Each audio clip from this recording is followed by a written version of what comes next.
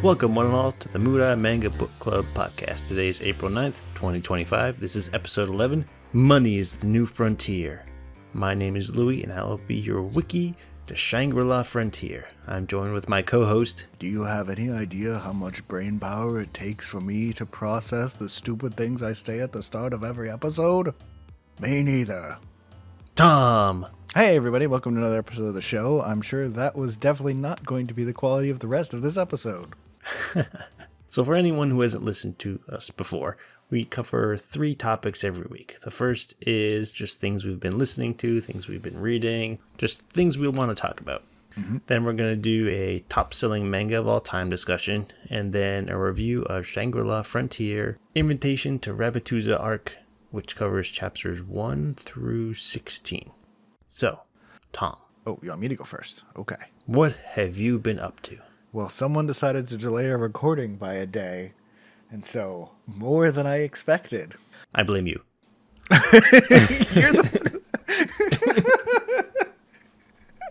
You're the one who asked. Oh, whatever. So, if you listened to last week, you know that I've been reading How Hero Rebuilt the Kingdom to get up to the newest volume. I did finally read the last one I hadn't finished, which was 18 in my reread, and 19, which is the new one. I'm not going to talk a lot about it here, but it's really fucking good. Oh my goodness. So book 18 and 19 is the massive battle for the continent.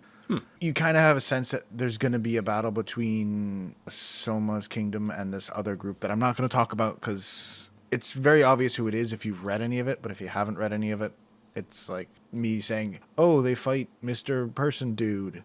It's like, okay, that's just a name. So I'm not going to mention that, but they have book 18 is the lead up to the war and all of the pre-battles, and book 19 is the actual final showdown between them. And I thought it was going to be a whole book, and it's not. And the second half of that book is full of so many surprises and things I was not expecting. It is such a great volume of a story that does what Realist did really well in the beginning. Books 2 and 3 about the first war between the Kingdom of Elfrieden, Soma's country, and the civil war with the 3 dukes and the invasion by Amadonia, which is books 2 and 3. The craziness of that war, that was one of the best parts of the series, and they did it again in book 19. It is so good. I am so happy for this book. Book 20 is going to be a wrap-up. The author even said it. This is kind of the actual end of the story. Wait, 19 is or 20 is? 19 is the conflict's end. Okay. 20 is all the characters who've been working towards something and have survived to this point and gotten through everything. 20 will be the, okay, let's wrap up their scene. Let's actually finish everything. But 19 is the big dramatic ending, and it's so good. It was absolutely worth the wait. I don't know if I needed to reread the whole series to get back to it, but rereading it reminded me how much I like it, and book 19 was just fantastic. So, super happy about that. Then I have My Quiet Blacksmith Life, Volume 10 of the light novel. Okay. Yeah. So you're way ahead of me then. Yeah, it's kind of more of the same. Okay. It's a 2-parter, and the plot of the 2-parter doesn't show up until 80% of the way through the book, but that's kind of what My Quiet Blacksmith Life has always been. When I first read this as a light novel, I binged the crap out of it. I read the first 8 books in 3 days, and I liked it as I was reading it, but looking back on it, it's kind of just oh, okay, yeah, it's just a fun little read. 10 is just more of the same. Nothing too interesting or unique, but fine. Nothing wrong with it. I think book 11, the second half of this, will have another more interesting adventure, but I've already forgotten most of what happens in it. Huh. Okay. It's fine. It's not bad. It's not great. We're going to cover one of these next ones real quick. Teppu, which is a manga about a high school MMA club for girls that isn't really a club at the start of the series. It's really good. I have too much else to talk about. I don't know how good it's going to be, but it's been fun so far, and I have more, so I'm going to read more and get back to you on this. But high school girls MMA battle manga that's in like a monthly, so they're like 50-60 page chapters. It's pretty good. But going back to the next one on the list, Dungeon Friends Forever, volumes 2 through 4. This is the story of the adventurer and the dungeon boss dragon who are childhood friends. Yep, you told me about this one. Oh my god, it's so funny. Oh my god, it's still so funny.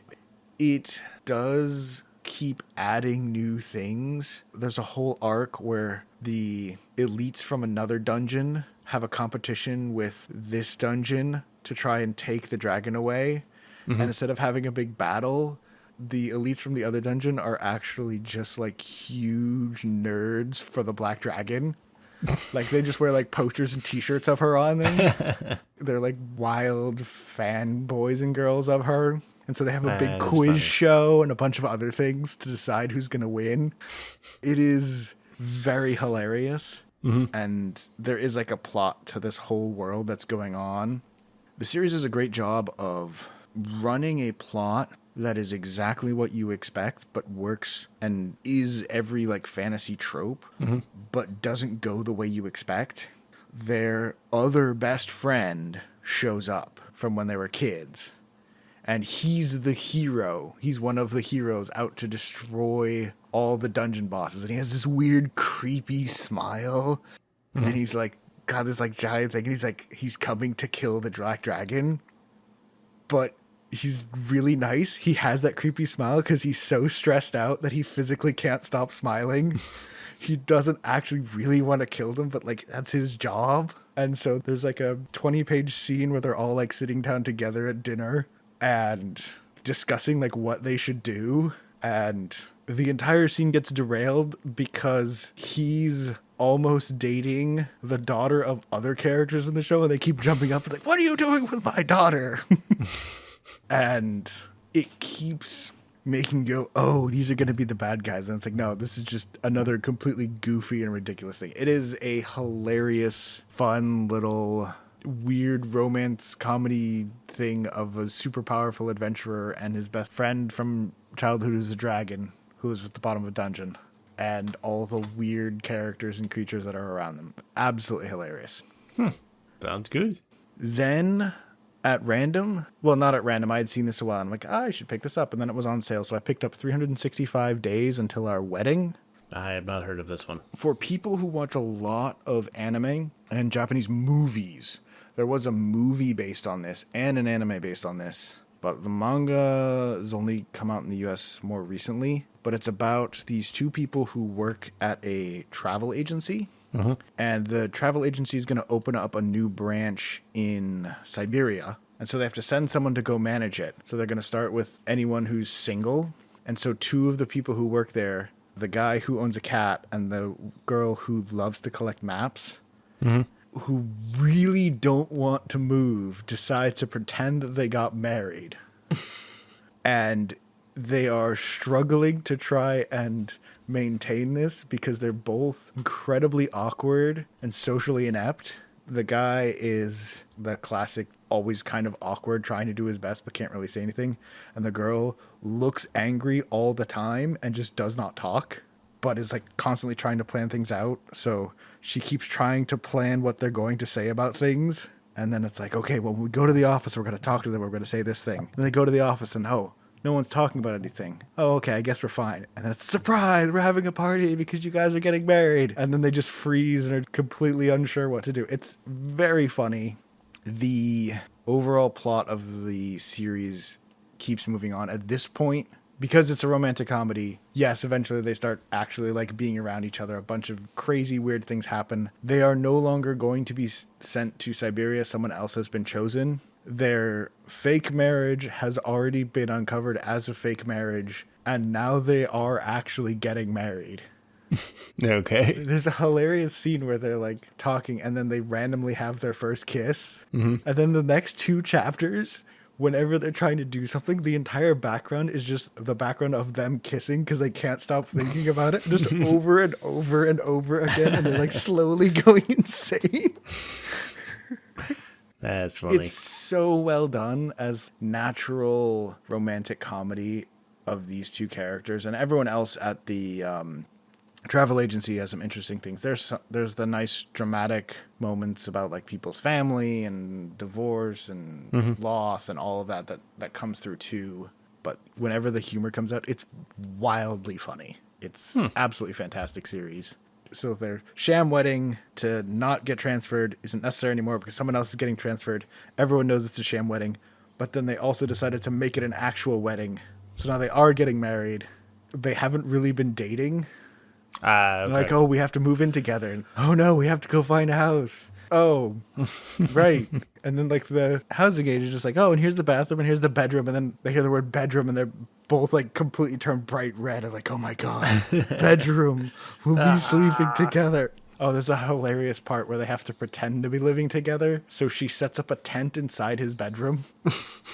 It's great. It's so good. It's very, very funny. I'll have to check it out. I'm going to skip over another one. We'll do a couple more of these really quick. Shangri-La Frontier, number 20, just came out. It's amazing. It's more of the Katarnid fight.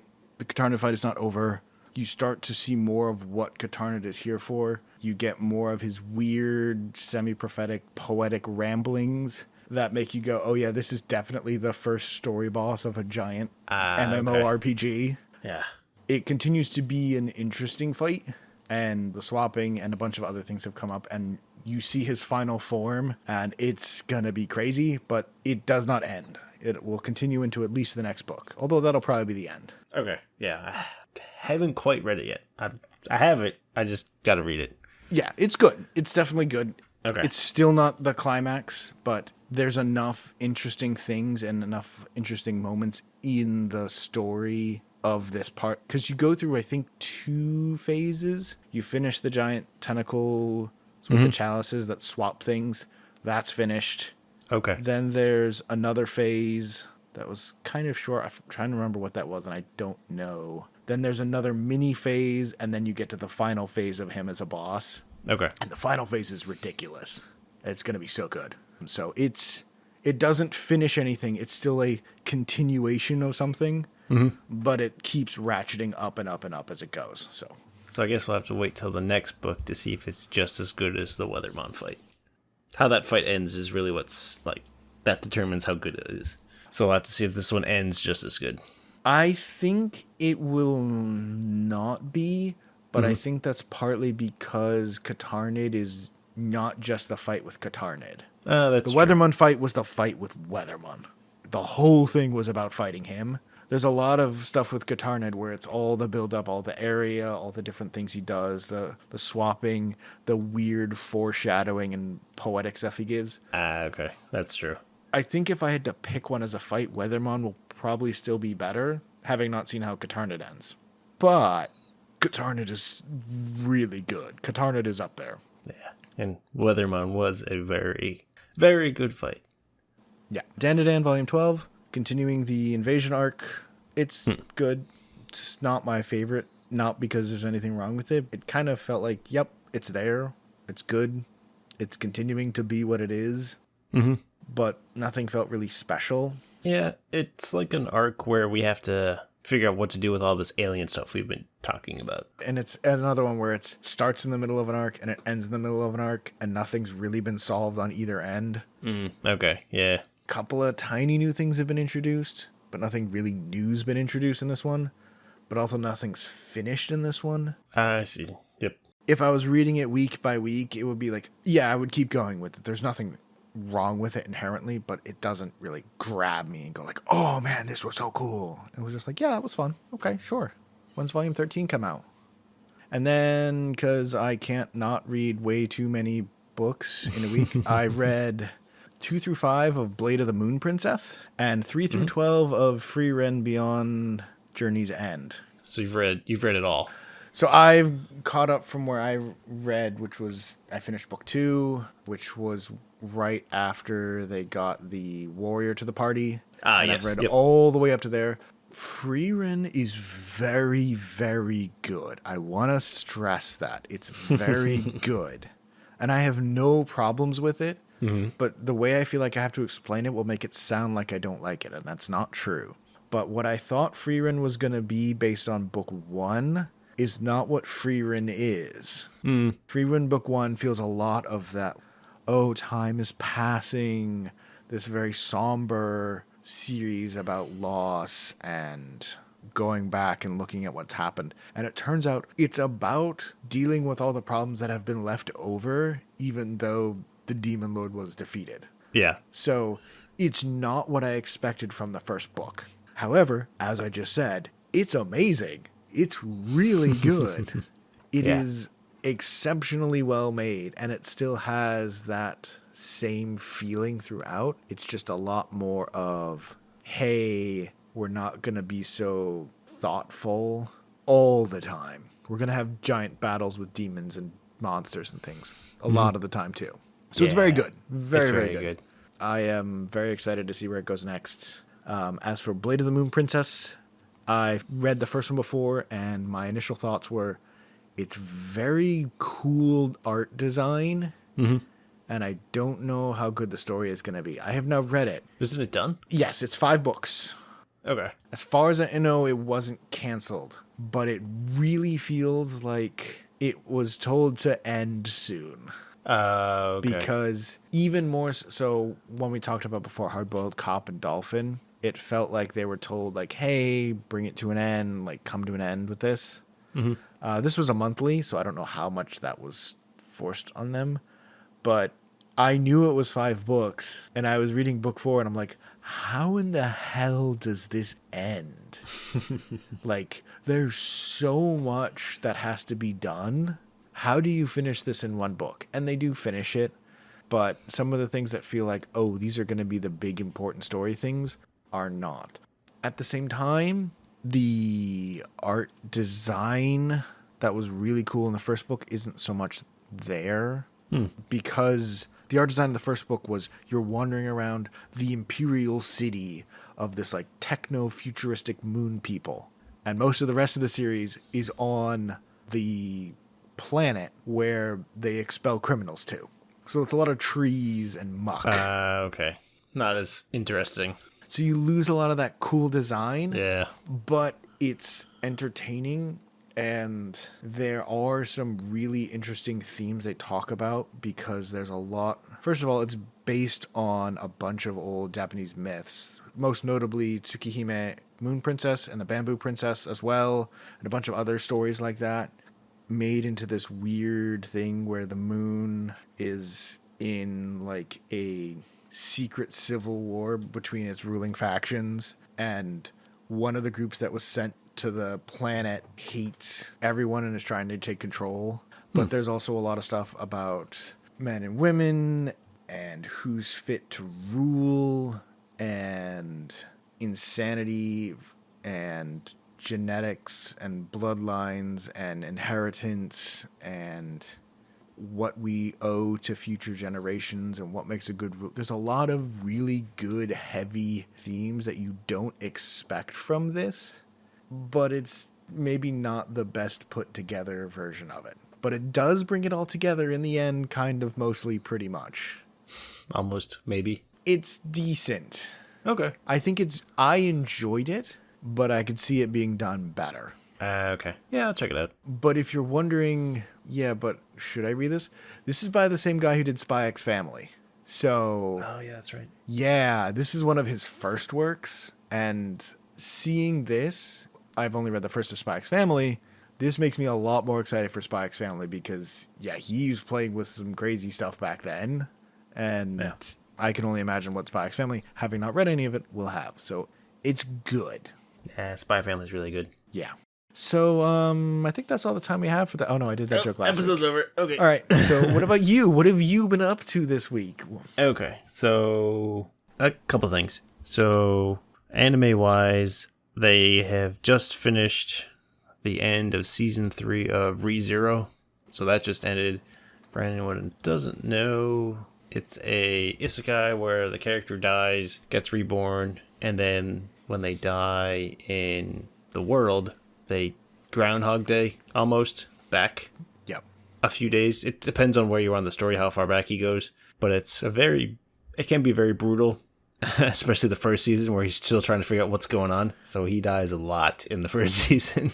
Yeah. His superpower is not dying after Sort he of. dies. Yeah. Kind of, in a way. Yeah.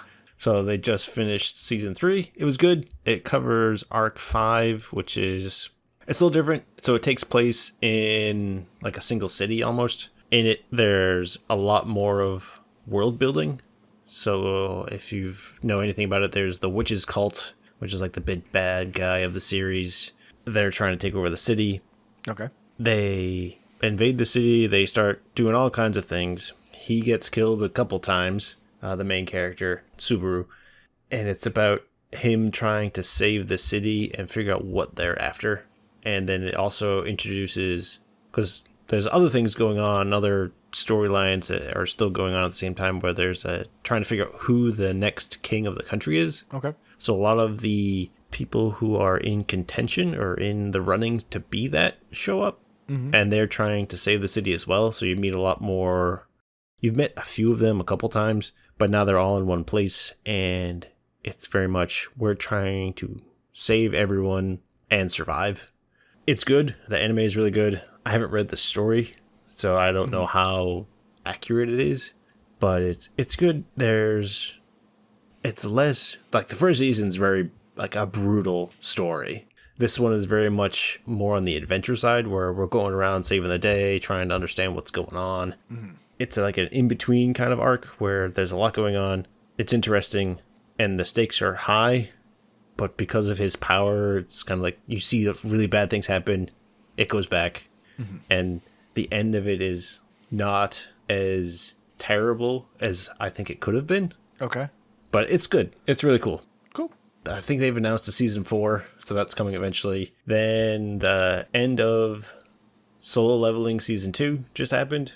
Mm-hmm. That's good. I don't know if you've read that. No, I have not read it yet. So that is manhwa, which we talked about in the last episode. So that's a Korean light novel manga. Yeah, started as a light novel, also a manga comic version, and now the second season has just ended. It's good.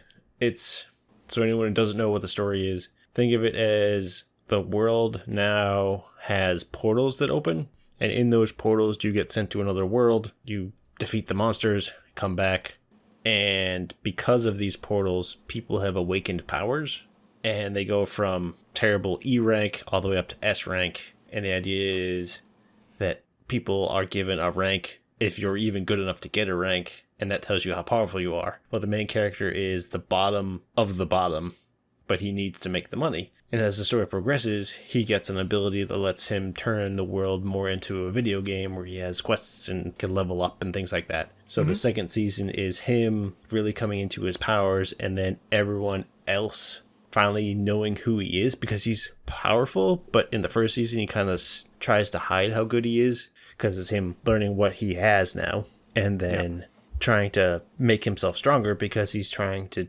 help his mom, who is very sick. Because one of the bad things about the world having all these portals now is there's a sickness that affects people because of all the, I don't remember the exact name of it, but the magic that's now in the world infects people and makes them fall into a coma. So he's trying to save his mom, so he gets stronger to get money to find a cure.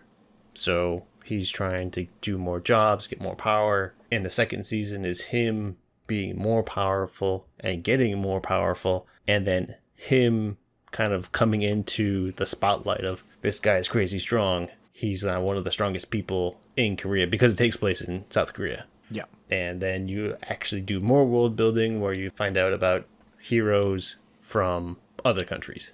So it's good. The animation's really good. The fight scenes are really good. I think it's 12 episodes, so it's a short season. Okay. But yeah. And then I read Witch Hat Atelier, Volume 13, which is the latest. It's kind of finishing up where the arc is before. This one it's very much in existential crisis mode with the witches, where we want to do things to help people, but the rules that we set for ourselves to make sure we all didn't destroy each other are still there. So it's a lot of them trying to come to grips of how far can we push things while still being within our rules. So, because a long time ago there was a big war, and the witches, because they can just do whatever they want with the magic that they have, changed the world and how it works almost. And because of that, they said you can't use your powers on these certain things. And one of them was helping people, like healing them. Mm-hmm. And that becomes a big theme in this book and the book before because of what's going on. So it's kind of like, how can we not break the rules, but not bend them too much to save people? Gotcha. Yeah. And then I read Frontier Lord Volume 8 for the manga. Mm-hmm. It's really good. This is the one where everyone has babies. So yeah, everyone has babies. Part. Yeah. Yep. The boss have babies, the dogs have babies, and it's just fun and goofy. Mm-hmm. And there's also a lot of behind the scenes stuff with hunting out the bad princes that are still around. So one of them gets captured, and it's all about how he's trying to overthrow the two kingdoms and do bad things. And it's like, okay, yeah, there's a lot of that, and trying to figure out how are we going to capture someone. And then they're getting ready for winter, so what does that mean? And it's good. Yeah, I like it. I think that one is very consistent as the stories go on. Like, every manga is good, and it's always a fun read, and there's always goofy things that happen, but there's also like cool fight scenes and kind of in the background, kind of, ooh, what's this hinting towards, and things like that. So I really like it. Yeah. I don't think I've read a bad version so far. Okay. Yeah, I've read the light novels, not the manga, but I would say the same sort of thing about the book. It's never really settled on like one thing of what it always is, but it'll have a fight scene in this, or it'll have some political stuff in this, or it'll be a cute little thing here, but it always tends to sort of carry them through and just be like entertaining and enjoyable and fun, and never go too far in any one direction, while also never being bad at anything it touches. Yeah, I don't know if this was in the light novel, because the manga does add little stories that weren't in the light novel that they've said. In one scene, they're getting ready. The babies haven't arrived yet. They're getting ready for winter, so they're making everyone like wool coats and things like that. Yep. But because the main character is so large, and they thought it would be funny, they made him a giant suit that makes him look like a bear. And they're all inside the hut, keeping the moms warm and things like that. And he's outside just keeping watch, and he's just like tromping around. And everyone thought he was just like a dancing bear outside. So all of a sudden he's outside and starts hearing lots of noises inside. It's like, what's going on? And I forget her name. The other main character. Alna comes out. It's like, everyone's just laughing at you because there's just like a dancing bear outside. Because it's like, oh, what do I do? I'm hearing weird noises. I gotta stay outside. But yeah, there's just funny little goofy scenes in it. And then I read, you can pronounce this better than I can. Arifureta. Yeah, Arifureta. Volume 6 through 10 of the manga. I am not sure about this story going forward for me. Okay. It's interesting. I like the first few more. There's just a lot of, it's like he finds his class, he goes to the next, and like they get the mermaid and they go to the volcano and things like that. But it feels very slow, and it's not as interesting as it used to be. It's become more generic, I think. Okay. Because like the first few were like he's trying to survive and things like that. Yeah. I'm just living in this cave, sucking moisture out of the rocks to make myself survive, and I hate everyone, and I'm gonna train these bunnies to be killer bunnies, and yeah. It became, he's more just a weird brooding person now, instead of like he's powerful, but it's more of he's become less interesting, I think is how I would put it. Yeah, I can definitely see that. So again, I read the light novels, not the manga, and I read them quite a long time ago. And the beginning is amazing. The beginning's fantastic. The first book is probably one of the best first books I've read in a light novel for a few certain things. One of them is the absolute disaster he has to live through in the first section, and how he gets through it and how well that's portrayed. And I'm looking up based on where you are and looking through like the summaries and things. And yeah, I remember that I don't remember any of this part of the series either. Yeah. But I do remember one of the things that comes up after it. Okay. And there is some amazing fights and things that come up again. So I still remember the series where I stopped. I haven't finished the novels at all either. Where I stopped, it was still really good, but it's past where you are. Okay. And I cannot remember that part of the story when it's like, oh, then they go to this place and the mermaids. I'm like, there were mermaids? Yeah, I just completely forgot about it. So I think it definitely feels like there's a part where it does become more generic as it goes. Mm-hmm.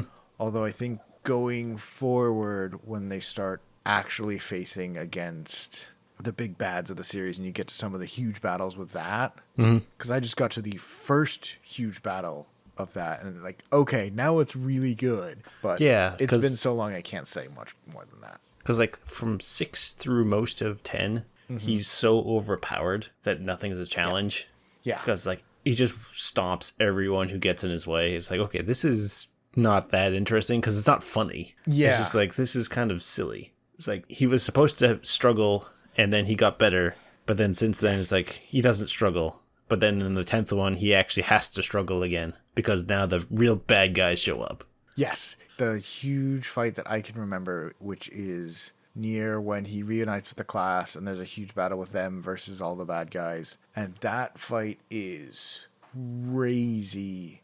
And they are struggling through every single thing. Mm-hmm. So I think that's another part of it is that middle section. He's like, oh, he's now really powerful, but he doesn't really have anything that's a challenge for him. Right. From where I stopped reading, things became very challenging for him again. Okay. It might get better. Okay. I guess I'll keep an eye out. Yeah. Yeah, because there's a scene where it's like, okay, I got to fight 30,000 monsters. Like, okay, that was easy. It's like, seriously? Yeah, I don't remember how it was in the novel to say anything on it. It's been years since I read it. Yeah. But the parts that I know that are coming up later, if the thing is, oh, I wish he was challenged again, that does come up. Mm-hmm. If you have to go through another 3 or 4 more books to get to that, is it worth it? I don't know. Yeah. So I'll keep an eye out. It's not one I'm going to rush out and get anytime soon. It's like, okay, they're kind of on sale, so I'll pick them up. Like, the art is interesting, but I think if the story still just kind of meh, I don't know if I'll read it again anytime soon. Okay. And then, just because of the way the days are, they just announced Switch 2. Woo. Whoa, yay. Yes. Looks very cool. It's not... Does look pretty interesting, yeah. Gonna check that out. They announced the new Mario Kart after how many years? Like 4? No, so the Mario Kart on the Switch is the Mario Kart that got started in the Wii U. Oh, okay. It's just Mario Kart 8. And then the Switch one was just Mario Kart 8 with more Deluxe added on it over the years. Gotcha. Now this is a true next Mario Kart. And it's crazy. Yeah, Mario Kart World. Mario Kart, the open world racing game. Yeah, it's going to be crazy. Okay, yeah. And then they announced, I was hoping for a new Mario, but that did not get announced. That'll probably be a little But they did announce a new Donkey Kong, which is also free roaming Donkey Kong, kind of like Mario Odyssey, where you just go up and just do stuff. Like Mario Odyssey or like Bowser's Fury? Oh, I haven't seen a ton of it, so I'm not sure if it's like levels per se. Okay. It's either going to be like that, where you're on a level, but you very much more You're free open, to roam around. or Yeah. it's going to be like Breath of the Wild, Tears of like the a Bowser's Kingdom, Fury. where you can just Tears of the Kingdom, go. And the only reason you can't go there is because you don't have the power or whatever. Gotcha. Yeah. And they also announced that they are releasing Silk Song, which is crazy. Which is definitely going to be a thing this year. No, for sure. They have Really, announced definitely, it. really, 2025. truly. They showed off yeah. more. I'll Yeah. believe it a month after it's been in my hands. Did you finish? Nope. Oh, you haven't finished? I have not gotten very far in Hollow Knight. I have avoided all spoilers too, so Okay, good. I need to go and do it. Yes. It's really But good. It's also, fun. I will not believe Silk Song is coming out until it has Until it been actually in my comes hands out. for a month. No, not until it comes out. Until it's already been in my hands for a month. It comes out and they just take This it could away. just be a fever dream. This could just Yeah. be a really long dream. Yeah. I could be hallucinating. Quite possible. But yes. Those are the big ones that I was interested in. I forget what else they announced. There was they're going to do a re-release of Breath of the Wild and Tears of the Kingdom. Yep. Oh, they're bunch of doing other stuff, too. a new Hyrule Warriors. Yep.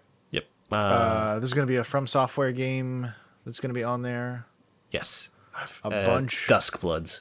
A bunch of big games are going to it. Cyberpunk is going to be on it. Which is crazy. Yes, that's ridiculous that's going to be on a Nintendo Switch. Which makes sense, because when the Switch originally came out, they had like Skyrim and a few other games like that. Yeah. No, Yeah. it's a mix of like, okay, this is powerful enough to do Cyberpunk. That's pretty incredible. And Elden Ring. Also, oh yes, that's the other one. Elden Ring is going to be on there. A bunch of other big games. I think the Final Fantasy Borderlands VII 4. remake.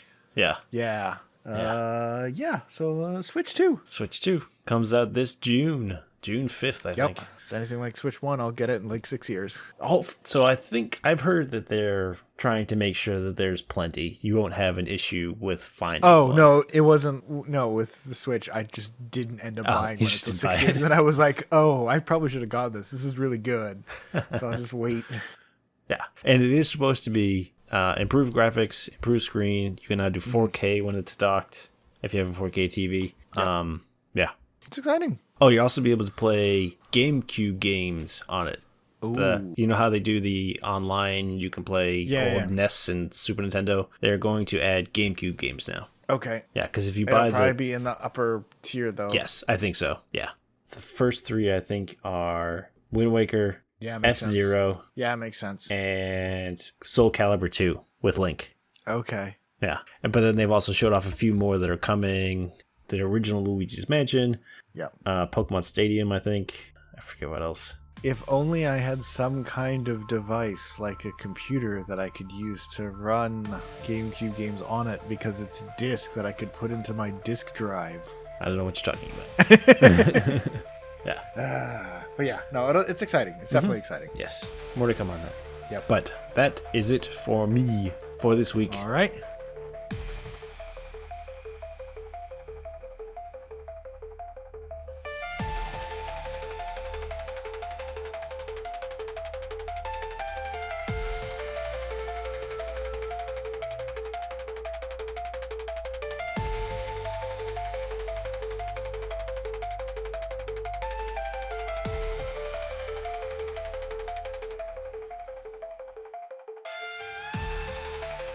All right. So for our small topic today, we're going to be doing a bit of a new thing, by which I mean we're just going to ramble about stuff for a while. How is that new? Shh. If you explain the joke, it's not funny. Fine. But I was looking through some stuff on the best-selling manga of all time. I don't even remember how I got to that, but I ended up on the list on Wikipedia, their list of the highest-selling manga of all time in order of how many volumes sold approximately. And felt like it would be something we could talk about, some of the different things I found. And because I haven't forced you to answer my questions for points for a while, last time was you, I have questions for you. So don't look. I'm not looking. I won't look. Some of them are multiple choice. Some of them are open for the standard open-ended questions. It's 3 points if you get it right. Yeah, okay. 1 point for multiple choice correct. And for some of the more awkward ones, we'll figure out points based on maybe how many you get correct. So the points are whatever we feel like. The points are whatever we feel like, but you can get a number, which is more than the first time I did this, where there was a you got it right or you got it wrong. You're welcome. I've evolved to giving points. Okay, so what do we got? To give a bit on the data that we're using, I'm mostly, and by mostly, I mean basically entirely from the Wikipedia article, the list of best-selling manga. I've done a little bit of review of some of their sources, but we're not going to be talking so much about the specific numbers or exactly which is totally right. Most of these are approximate sales. It's more of a sense of which series has had more sales from what other people have found and some of the other data about them. In addition, there's a couple things that Wikipedia points out, that there are a lot of these numbers are not the number of sales, but the number in circulation or in print, which is the number of books they created and sent to bookstores to be sold, but maybe haven't totally sold yet, because that is kind of hard to tell with books that are sold all over the world. In addition, some of these do not include digital sales. A lot of them do, but not all of them do. So for certain series that, in fact, some of our biggest series, they don't actually include the digital sales because there aren't that many, or they're just not included in the numbers. Okay. It generally shouldn't affect what is where, but if you are really interested and you do a lot of research on this and we are wrong about these numbers, I am not going to take the fall for it because I don't really care that much. And Okay. I think the really interesting part about this is how big some of these numbers are in just like a general sense, and what series are here and what series are not, and where like some series are in terms of this estimated sales compared to others, even though this one or that one is more popular, or, well, technically not, because clearly that other one sold more. So is this U.S. sales? No, this is total Worldwide? sales of tankobon volumes. So this is sales of the book volume Okay. collections Yep. of the comics. But for the world. Yes, this is not necessarily just Japan, not necessarily just the US. This is total. Okay. Some of these it is Japan because it's only in Japan. Some okay. of these are not because they are also sold in other countries. They've been released everywhere. Mm-hmm. And also it divides it up between at least 100 million, between 50 and 99 million, between 30 and 49 million, between 20 and 29 million. Basically what we're going to say is all of these series that we're going to talk about have sold at least 20 million copies of their volumes. And these are also all Japanese. This does not include any manhwa. This does not include any... I don't know how to pronounce the Chinese version of it, but the Chinese version of it, which is manhua, but instead of HWA, it's HUA. I don't know how to say that. Not originally English manga, nothing like that. It's just Japanese manga. Okay. First question, which is Okay. the easy one, which I know you already know the answer. What is the best-selling manga of all time? One Piece. Yes. Do you have any idea how many it has sold? Over entirely throughout the whole Entirely. series. How many volumes of One Piece have been sold? It's probably some stupid number. It is a Guinness Book of World Record holder, and this is the number that wow. we're gonna like. That's as precise as it is, partly because there's a Guinness record for it, which is where some of that data comes from.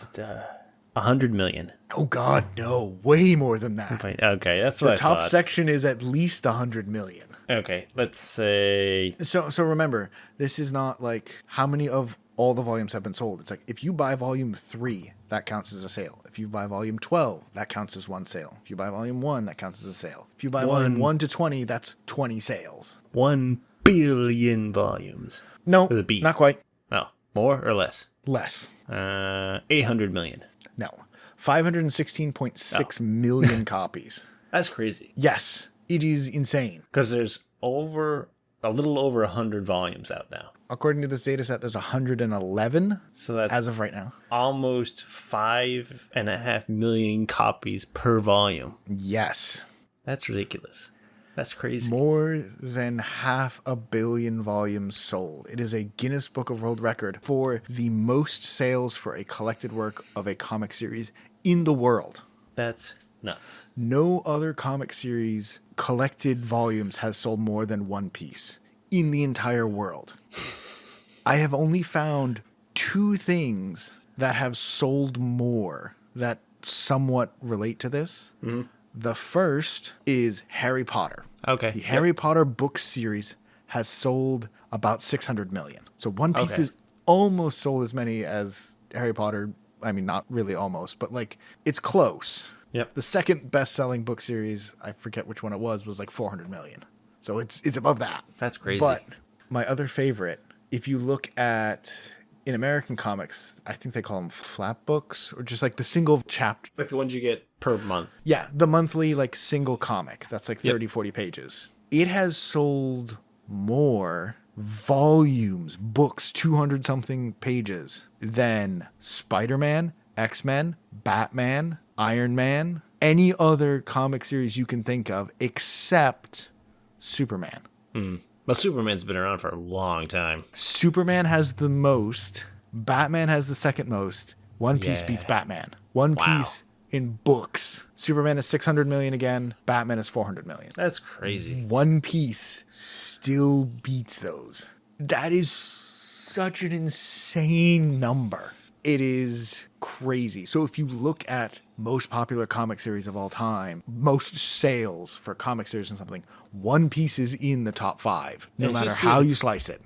It's just going to keep going up. It's just going to keep going up. Yeah, I bring that up. It's like reminder, like this is a very Japanese art form. This is a series that started it. It's from Japan, and it is crushing most American comics. It's crushing most European comics. Mm-hmm. It is, I believe, worldwide the number one comic by volume sales of all types of comics as well. And I believe the second one is Asterisk, which is a European one. Yes. That is the second highest sales, but One Piece still beats that. One Piece is, as a comic series by books sold, the number one comic series in the entire planet, which is crazy. I just kind of figured it was just because. Yes, but it's also like, yeah, this Japanese comic, that's what it is. That's the number one. That's the biggest of all time.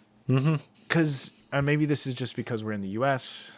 All the Marvel movies, like, you never hear about the One Piece movies being in theaters. You never, like, they're around, but look at all the huge Marvel movies. Look at all those other things. But One Piece is outsold almost any individual Marvel comic superhero, which is ridiculous. But I think that also comes down to the art medium itself. Yeah, I think there's a lot of other things that play a big part of this. The weekly nature, the single long-running series. It has been going on for a long time. It's not the longest either. It is not the longest running, while Batman and hasn't sold as many individual like single comics. A lot of Batman was also in the movies, in the TV shows, in all these other things. So if you're just looking at books, yes, it's number one. But there's a lot of other ways where you can look at these things and it's different. But the fact that there's still a way you can point to this and say, One Piece is bigger than Batman, and it's not close. Yeah. By 100 million. That's so when many you're books. comparing 30, 40-page Batman comics to 200-page One Piece comics, it's millions more sold. That was like the top line thing that just made me go like, okay, wait a minute, I gotta look more at this. But yeah, it's so many books. It's so many books. But speaking of these, Okay. before we talk more about these, about our very top section here, of the top 10, Okay. how many of the top 10 manga series in terms of sales are still going, are still currently being published? And this is all time. So let's see. This is all-time sales. Those that have the highest all-time sales. How many of these top 10 are still running? As of right now. As of right now. The question after this is going to be which ones can you name? Okay. But how many out of 10? Out of 10? Yes. Honestly, out of the top 10, the only one I can think of that's still going is One Piece.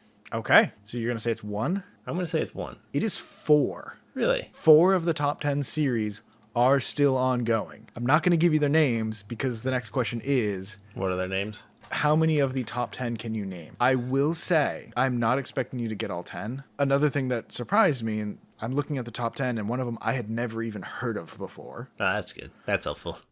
I can say for sure you at least know, if not have read, 6 of the top 10. Okay. You've probably heard of 8 of the top 10, possibly 9, maybe 10. Maybe you've heard of this. I don't know. But I would say you could name 6, but you might not think that they're the top 10. But when I say them, you'd be like, oh, yes, I've heard of that. Or, oh, yes, I've read that. Or, oh, yes, I know that's a thing. Okay. So the question now is to name the 4 that are ongoing, or the 4, or the No, the 10? any of the other. So we have One Piece. So there's one. One Piece. So how there's many One of the Piece, other top 10 can you name? Naruto. Okay. Bleach. Okay. The Detective Conan, I think is the name. Case closed, Detective Conan. Case Yep, Closed, I'll count Detective Conan. Okay. I would say Fairy Tail. that. Okay. You got 5 more guesses. And then I'll tell you how many you got. Say Full Metal Alchemist. Okay. Attack on Titan. Okay. There's some that I want to name, but I don't know if they're popular. Jujutsu Kaisen. Okay. How many more do I have? You have 2 more guesses. 2 more. Because I know some long ones that are, but I don't think they're popular outside of Japan. Again, they don't have to be popular outside of Japan. They could be extremely popular in Japan. Okay, fine. Then I'll say Gogo 13 and Hajime no Ippo. Hajime no Ippo. Okay, that is 10. You got 4. I will say one thing. The one that you said that was like, oh man, I kind of feel bad about this. Yeah. And I think every one that you did mention is on this list somewhere, but not the top 10. Okay. But Yep. Attack on Titan is number 11. Of course it is. So Attack on Titan is not in there. Okay. I'm like, so close. Yeah. So in order of most sales, the top 10 are One Piece, Yep. Golgo 13. Oh, wait, sorry. Not Golgo 13. Doraemon. Oh, Doraemon. Okay. Doraemon is number 2. Yep. Like, let me. Sorry. Doraemon and Golgo 13 are tied. Okay. The numbers are not. They're at 300 million. They're not super exact. Yeah. Golgo 13, Doraemon. Then you have Detective Conan, Case Closed. Okay. Yep. I can't believe you didn't say this one. Dragon Ball. Oh. Yeah. Yeah. Naruto. Yep. Slam Dunk. Okay. Yep. Yep. Kochikame, Tokyo Beat Cops. I haven't read that one. This is the one I had never heard of. Yeah, I don't know. It's not in English. The anime is in English, is available outside of Japan, but the manga has never been released outside. We're going to come back to this one because this has another crazy piece to it. Okay. Then Demon Slayer, Kimetsu no Yaiba. I wasn't sure if that sold enough. Yep. And then finally at number 10, Crayon Shin-chan. I That don't know sounds if you've heard of familiar. that. So think of like crudely drawn, like looks like a kid's yeah. anime, but is really like for adults. Yeah, and he has Yeah, the weird that one. eyebrows and shows his Yes. butt a lot. Yes. Yeah. Okay. And of those, the 4 that are still ongoing, One Piece, Yep. Golgo 13, Case Closed, Detective Conan, and Crayon Shin-chan. Yeah. Although technically 2 of them, Golgo 13 and Crayon Shin-chan, the original artist has died, and a team is continuing the series. Yep. Yes. That's the top 10. That's crazy. Yeah. You said like Jujutsu Kaisen. You said a bunch of others.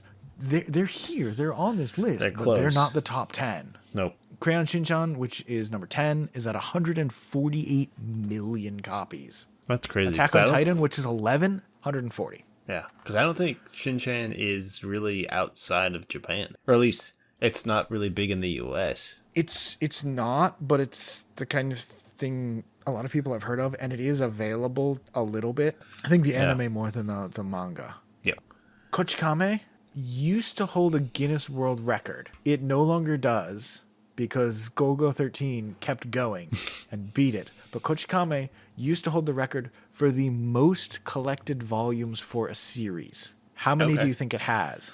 Oh, This is just a random factoid. I just Gogol wanted has to- a lot. Golgo has a lot. So it's the most volumes. Most volumes until a couple years ago when Golgo 13 beat it.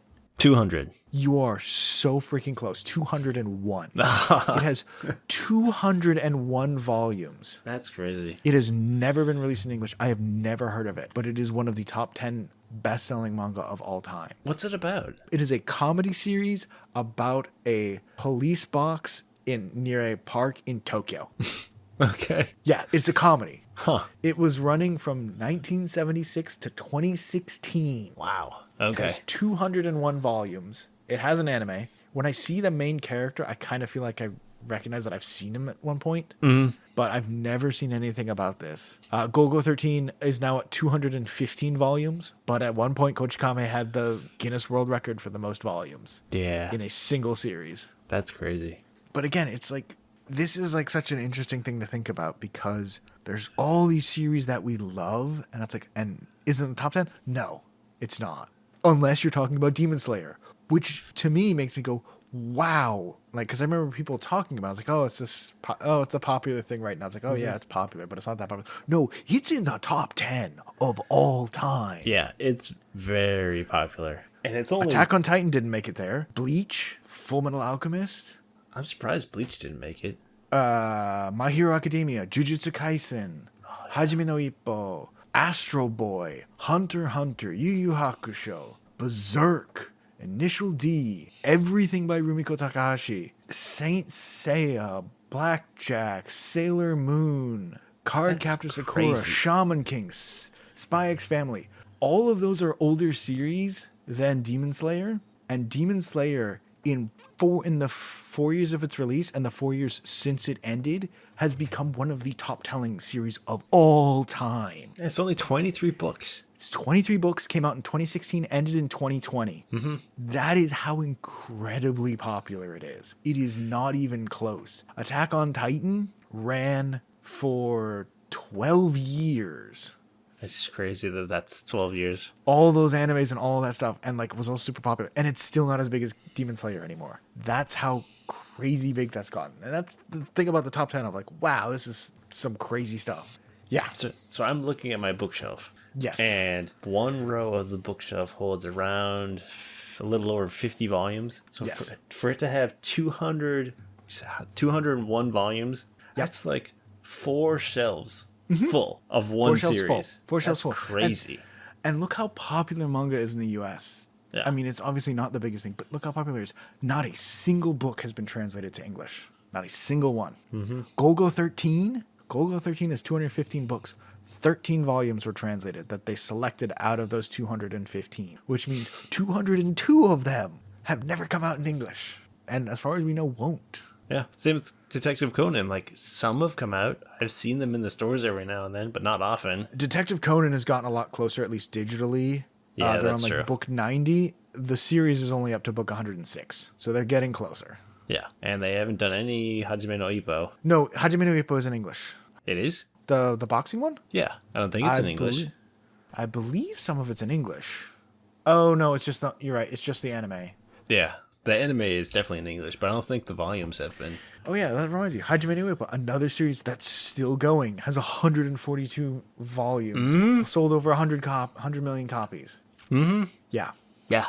It's crazy. So I have a couple more oddball questions for you. Okay. What you got? This is an open one, but which author can you think of that has the most solo series on this list? Like, So just them listed as the author and the most number of series, because that resolves something that I'll tell you after. my guess is Rumiko Takahashi. Okay. But I don't How know if that's many? the actual answer. Oh, It is the answer. Yes. Okay. Okay. So how many? So for anyone who doesn't know, Rumiko Takahashi did Ranma 1/2. Yep. Well, you can't name them or else I'll be able to guess. I think the answer is 6. You think there are 6 on this list? 6. Rumiko Takahashi has done like 6 or 7 series. Yes. I bet and they're the almost list- all on there. The list goes 20 million sales and up. And there are approximately 190 series here. I bet she has. I'm gonna say 5. Let's go with 5. Almost 4. Almost 4. I was almost She has 4. no, almost. So you said you were at 6, you went to 5. Oh no, almost. It's 4. The answer. Okay. Ranma 1/2. Yep. Inuyasha. Yeah, Yurusei Yatsura. Mansion Ikoku. Yes. Yes. The reason I said solo series, Naoki Urasawa, who did 20th Century Boys, Monster, and also Yawara and Master Keaton, those 4 of his series are also on this list. However, Master Keaton was Naoki Urasawa, Hokusei Katsushika, and Takashi Nagasaki together. Yes, that's So right. it's not just him, It's a team. but those are the only 2 who have 4 on this list. That's crazy. Yes. And where is she? And the first one for Rumiko Takahashi, who has 4 series, the most of any single person. Ranma 1/2, 55 million. And that came out Not a while even in the ago. top like 35. Yeah. The first Ranma came out in 1987. So and it only ran until the 90s. Yep. So even to sell that many back then is crazy. Yeah. That series has been entirely translated into English. Yes. Everything. Inuyasha, same thing. 50 million. I got a couple more quick little ones for you. Okay. What you got? A lot of these are shonen. A lot of these are seinen. But we're going to do something different. What is the best-selling shoujo manga? I'm going to give you options. Okay. Glass Mask, Boys Over Flowers, Nana, or Sailor Moon. Can you say them again? Glass Mask, Okay. Boys Over Flowers, Hana Yori Dango, Nana, or Nana, and Sailor Moon. The trick is the Sailor Moon, but I think it's Boys Over Flowers. You are correct. Sailor Yeah. Moon is the lowest of these 4. Yeah. Sailor Moon is like 48 million, and these other 3 are over 50. I've never read Boys Over Flowers, but yeah. Yeah, Boys Over Flowers. I have not heard of Glass Mask, No. but it's a big 50 volumes. It was around for a long time, although it's currently on hiatus. Okay. But it started in 76. Yeah, that's probably why I never read it. Yeah. there was a bunch of shoujo all together in the 50 million range, and then Sailor Moon is 46 million. Again, Sailor Moon. Yeah, but the thing with Sailor Moon is that was huge on TV when we were younger, and that's really what most people learned about Sailor Moon from. But also, how many sailor suit wearing magical girl anime comics things exist? Sailor Moon did it first and like inspired all of that. And it's still like, yeah, it's like in here. So many of the series that I can think of, like, oh yeah, they're in here somewhere. A lot of the series that I really like aren't here, but that's because they're a little bit more offbeat or weird. But a lot of series that I do know, I was like, oh yeah, that's on here. Yeah. There's so many, and they sell so much. Many. Okay, so I have two more that I want to talk to you about, and then like two more things that I want to mention just as like, by the way, there's also this. What you got? So the first question is, which of these series has the most sales per volume? Demon Slayer with 23 volumes, Doraemon with 45 volumes, Devilman with 5 volumes, or Death Note with 12 volumes. Oh. Devilman, I do not believe was released in English. I've heard of it, but I don't think so. Yeah, and that is the oldest one. It was 1972 to 1973. Yeah, that's a very old series. I think there's been spin-offs and things like that. There's been spin-offs, there's been movies, there's been anime, there's been a bunch of other stuff like that. Yeah. Oh, no, sorry, 72 to 73. Yeah. It was brought to the U.S. Okay. 7 Seas brought it over. And that makes sense. So which is the highest selling per volume? And you said Demon Slayer, Devilman, Death Note, and Doraemon. I will tell you this too. It's not close. I would... Let's just go with Doraemon. Good guess. Okay. With 300 million sales, it's 45 volumes, but it is not correct. Devilman. Oh, it's just... Yeah. 5 volumes, selling 50 million copies. What? So 10 million copies. More than One Piece. Yep, that is true. Per volume. Yes. Now, granted, been around like an extra 20, 25 years. More than that, yeah. Well, no, One Piece started in 97. Oh, that's true. Yeah. Huh. Okay. This one I think will be interesting for you. Okay. What you got? This is not a sales thing, but I was looking through this and I was like, I guess I can do both of these. This first one is also kind of interesting, which is what is the oldest series on the list? The 4 choices of very old series that are on the list. Astro Boy, Sazae-san, Ashita no Joe, and Golgo 13. Basically, which one's the oldest that's on this list? I only know 2 of them. So I'm going to go with... Astro Boy and Golgo 13? Yeah. Yeah. I'm going to go with Astro Boy. Nope. Astro Boy is the second oldest. Ah. A hilarious thing, Osamu Tezuka, regularly referred to as the grandfather of manga. This is his only series on this list. Everything else has not sold 20 million or more. None of them are like in this of like high sales. So what's the series? The oldest is Sazae-san, which came out in 1946. Wow. And lasted until 1974. Astro Boy was second, which came out in 1952. Oh, I knew it was quite old, but yeah. Yeah. So Sazae-san is technically the oldest. Sazae-san. Opposite question. Again, this is just hey, do you have any idea when these released? What is the newest released series to get on this list of selling 20 million copies or more? Okay. These 4 are all on the list. So which one's the newest? Okay. Which one is actually the newest? Oshinoko, Frieren, Jujutsu Kaisen, and Tokyo Revengers. I think it's Tokyo Revengers. You are incorrect by a pretty good amount. Oh, okay. I actually had to look because Oshinoko and Frieren came out the same year. However, Frieren literally released 1 week later. The week after Oshinoko started, Frieren started. And Frieren, again, to say how good it is on this list. It and Oshinoko have just made it. They're around 20 million, but they've made it onto this list of best-selling of all time. And, well, actually, I think it sold more than that. Where is it? Why can't I find it now? Oh, there it is. Yeah, Free Run's actually sold more. It's at 24 million. But that came out in 2020. Yeah, I knew it wasn't old, but I thought, which is crazy. yeah.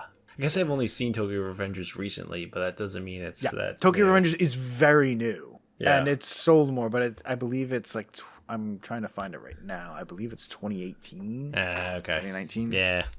2017. Yeah. 27. Okay. So a few years. Okay. So Free Run is the newest. That's crazy. Free Run is the newest series to reach at least 20 million sales, which is, again, in 4 years. What? That's just another like crazy detail about this. But the last two things that I sort of wanted to bring this up, and the reason I wanted to talk about this is we already mentioned Kochikame. Just stop me when you've heard of one of these series before. Oishimbo. Nope. The Kindaichi Case Files. Oh, that sounds familiar. Touch. No. Sangokushi. Kinnikuman. No. Oh, really? Oh, okay. It's probably one of those things, if I see the cover, I'll recognize it. For Kinnikuman, I think so. Roku Denashi Blues. I don't think H2. Shuro no Mon. Super Radical Gag Family. No, I don't think I know that one. Fisherman Sanpei. That's the one I was trying to think of the other day. That's the Fisherman one? Okay, Yeah. I figured it was, yeah. So, Yeah. Fisherman Sanpei. Shoot! Exclamation point. Cobra. No, I don't know. City that one. Hunter. Yes. Okay. So, City Hunter and Fisherman Sanpei and maybe Kinnikuman. There's probably another one in there that I've recognized. All of those that I've read off have sold more than Sailor Moon, have sold more than Yu-Gi-Oh!, Shaman King, Spy X Family, 20th Century Boys, Black Butler, One Punch Man, Space Brothers, Chainsaw Man, Death Note, Dr. Slump. Where are some of the other ones where it's like, oh yeah, Assassination Classroom, iShield 21, D. Gray Man, Flame of Rekka, Hikaru no Go, Neon Genesis Evangelion, the manga, not the Shinji Ikari Raising Project. The regular one, yeah. Sayuki, Freerin, Gantz, Zatchbell, Rave Master, Giant Killing. All of those series that I've named that I've basically never heard of, you've basically never heard of, have outsold all of these by huge margins. Only in Japan, right? That's only in Japan. But also, like, we talk about manga, and it's like, oh, like, let's talk about the popular thing. The popular thing isn't even really that popular for some of these. For some of these, they obviously are. Naruto is top 10 of all time. Yeah. Boruto's not on here. That's not surprising. Which maybe says something about Boruto. But Yeah. Tsubasa Reservoir Chronicles, Monster, and Full Metal Alchemist, like, they're not the biggest things. And some of these other things where it's like, Gantz is on here. Gantz is really good and incredible, but, like, that sold more than a lot of other series that I've read that aren't on this list. It's Eden Zero is not on here. It's not. Fairy Tail and Rave Master are, so it will probably be on here soon. Yeah, it'll get on there Because eventually. it is his. Yeah. But there's a lot of stuff on here that's like, wow, I've never heard of this. And there's a lot of stuff on here where it's like, wait, wasn't that the popular one? It's like, yeah, it's popular, but that doesn't mean that it's really, truly popular, something that everyone has seen and read. So, like, it kind of goes all over the place.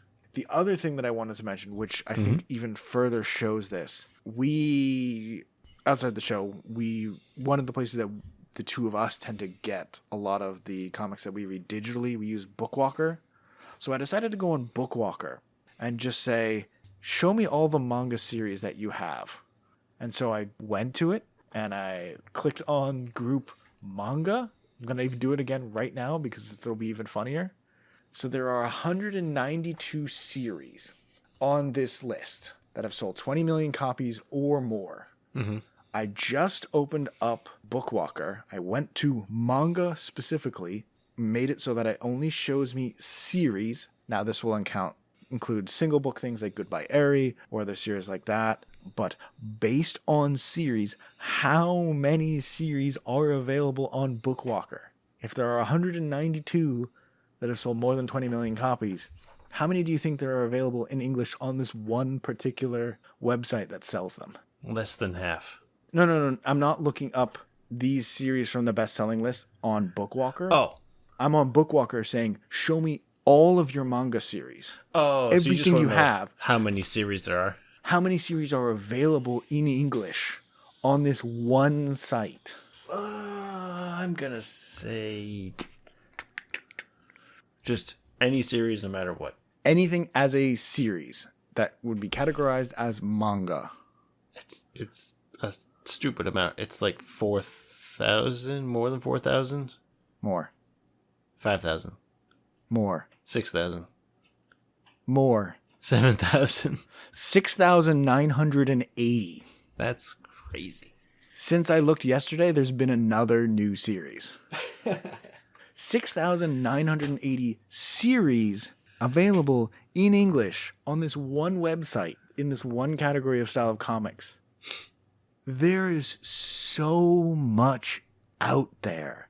There are so many different series. Some of them are stupid. Some of them are great. Some of them are spooky. Some of them are sad. Some of them are funny. But there's so much out there. Mm-hmm. And even just looking at, okay, what's the most popular thing? There's so much variety. There's one about food. There's multiple sports ones about multiple different sports. There's, I think, 4 that are about baseball. At least, yeah. I was checking earlier, too. This was another random thing. Of the top 10, I think, how many of them was it? 6 of them were from Weekly Shonen Jump. Mm-hmm. 4 of them are not. And tons of the other ones are also not. And tons of the Shonen Jump ones that we think of as these huge, big things, like, oh man, Yu Yu Hakusho is so big. It's like, it's nothing compared to Fisherman Sam. It's at the same level as Fisherman Sanpei and gets crushed by Sazae-san and Captain Tsubasa, the soccer manga. Yeah. And the Kindaichi case files. Like, there's so much out there. Mm-hmm. And we don't even have access to all of it. But that's the thing that I think, looking at this, that I got and I wanted to share with everyone, of just don't think that there's only what's popular, because there's so much else. And I like the thing on Bookwalker of, there's like 7,000 different series. Is a lot of stuff is available. You can get it, even if you can't read Japanese. Mm-hmm. So don't be bound by this list. And it's cool to see the stuff that's on there. But there's so much. And Dandadan's not on there. Dandadan's not on there yet. Really? Has not sold 20 million yet. Nope, it has not. Oh, yeah, the list, yeah.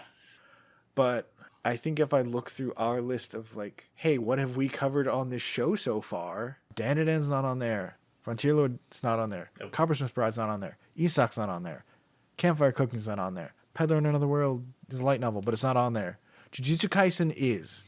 Yes, that is true. Full Metal Alchemist is. Yep.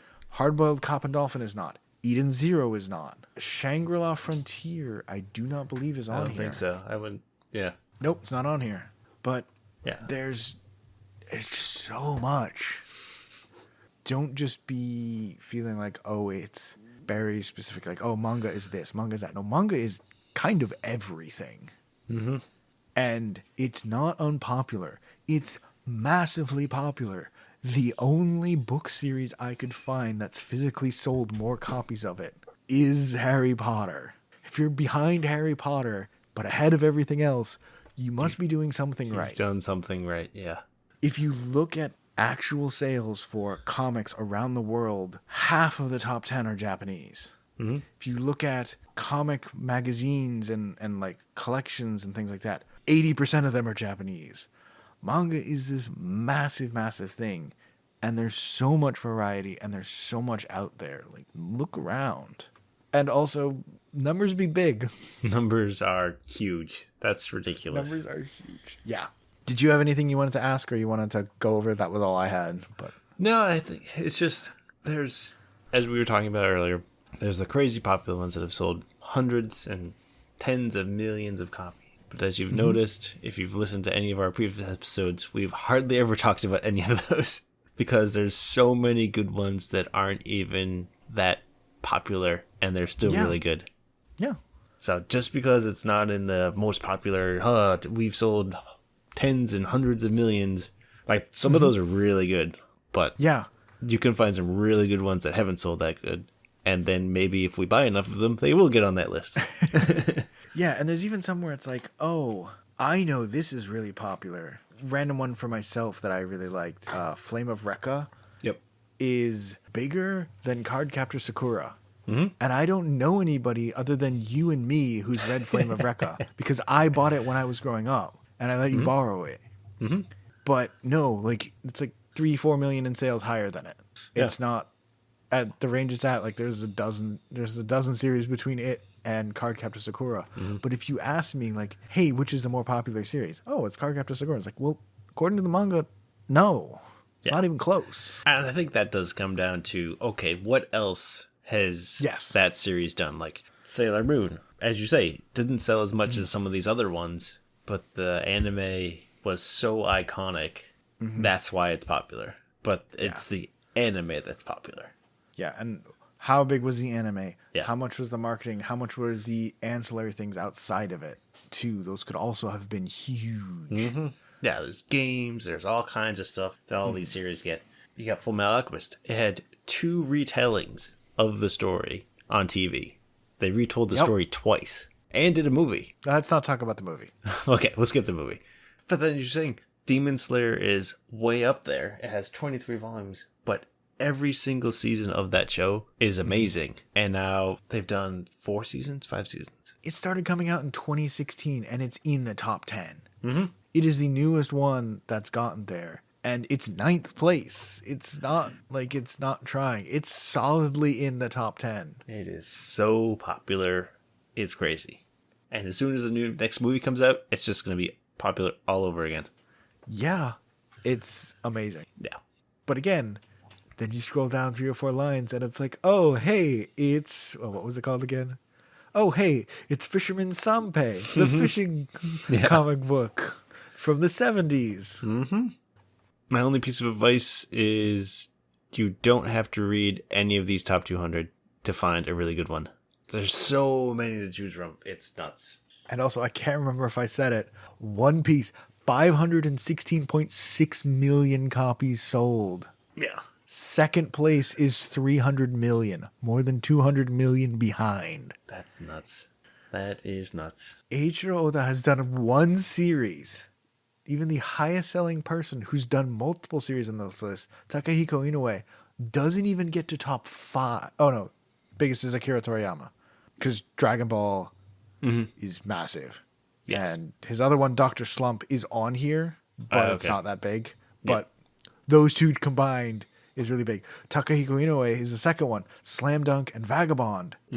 Neither one of them get above 5th place. Case Closed, Golgo 13, Doraemon, and Dragon Ball just itself is still like bigger than almost all of these. And then there's One Piece at the top, which is just crushing everything. It's crazy. It's very popular. Another way to think about it, 3 out of the 4 top series of all time are still ongoing too. Yeah, so it'll just get bigger. One Piece, Golgo 13, Case Closed, still running. All of them. It's nuts. It's nuts. I don't think any of them are planning to stop anytime soon. One Piece will break 600 million. Oh god, it's going to break 1 billion someday. Yeah, I guess it depends on how long it keeps going. But yeah. I didn't say soon, I said someday. Someday, yes. Someday I think it probably will. Yes. But that's ridiculous. That's so many books.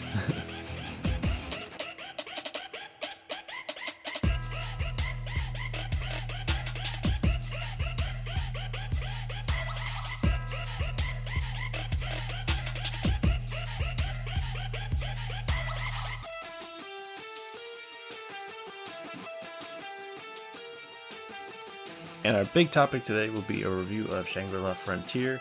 This will cover just the first 2 arcs. So this is the Lycagon arc, as well as the Invitation to Rabbituza arc, which covers chapters 1 through 16 of the manga. Yes, which is also books 1, 2, and the first chapter of 3, if you're looking through the books. So for anyone who doesn't know, this is a story that started, I forget what actually year it started. So the manga itself started in 2020, at least in English. This was a web novel before? Yes, originally? it was. It was originally a web novel written by the author that is still available. It's linked out there. He's still working on it. Yep. The story is by Katarina, and the art is by Ryusuke Fuji for the manga. But as you were saying, it was originally created by Katarina as a web novel. And I don't think this ever became a light novel, which is pretty typical for web novels. Yes, as far as I know, I don't know 100% for sure, but I've never seen any that they made a light novel version of it that hasn't been released. They just immediately made it into a manga, Yeah. which it's not that it never happens, but it's rarer. They'll usually re-release it as a light novel first. Yep. And so there's the web novel that's still ongoing. There's the manga, and then they just finished the second season, or finished, or just about to finish the second season of the anime, and the third one has been announced. I don't think we've been given a specific date yet. So I don't believe you have 3 ways to enjoy this story: web novel, manga, anime. I have read the manga and watched the anime. Both are really good. For the web novel, you will need to be able to read Japanese because it's only in Japanese. But for today, on this podcast, we're just talking about the manga and the first 2 arcs, which, as you were saying, is roughly a little over 2 volumes, chapter 1 to 16. So, Shangri-La Frontier. For anyone who doesn't know, the tagline for this is "From Trash Hunter to God Tier Game Master." So the story of this, not a completely unique idea, but it is about someone playing a video game. So the main character is someone in high school. His name is Rakuro Hizutome. Yeah, Rakuro Hizutome. We'll call him Sunraku. Yeah. So his handle, gamer name, all that is Sunraku. That's what he goes by, and all of the ones he plays, which makes it very convenient because in this story, while it takes place mostly in one game, it does jump between other games, which is really interesting, which is how the first volume begins. So Sunraku is our main character.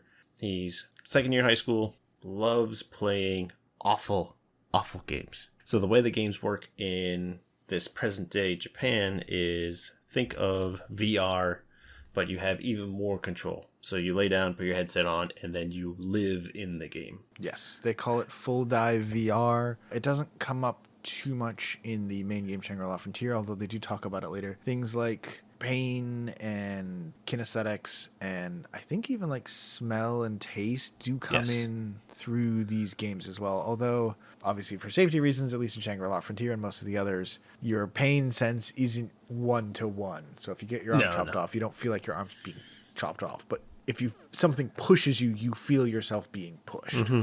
Yes. Think of like full dive VRs in Sword Hunter, Sword Art Online, and Dot Hack, and Overlord, and things like that, where you live in the game. That is pretty much the story of the game. But the interesting thing about this one is there's a lot of in the game and a lot of out of the game. So it kind of bounces between real life and in the game quite often, and then even also jumping from one game to another. Yes. So as I was saying, the tagline is "From Trash Hunter to God Tier Gamer," because Sunraku is a person who enjoys beating terrible games. His whole thing is to find the worst games, do whatever it takes to finish them, and that's how the story starts. It starts off him finishing an awful game, and it's hilarious the first 3 pages where you see this elf, he's like, "Oh, thank you for saving us," and then it shows Sunraku standing there in his underpants, with a mask on, in game, and then he just kicks her in the face. Yep. Because according to him, the only time you are actually able to do anything to this main heroine, there's like a small window once you finish the game. And that is because she is the most annoying character in existence, because she gets in your way constantly to just make your life miserable in this game.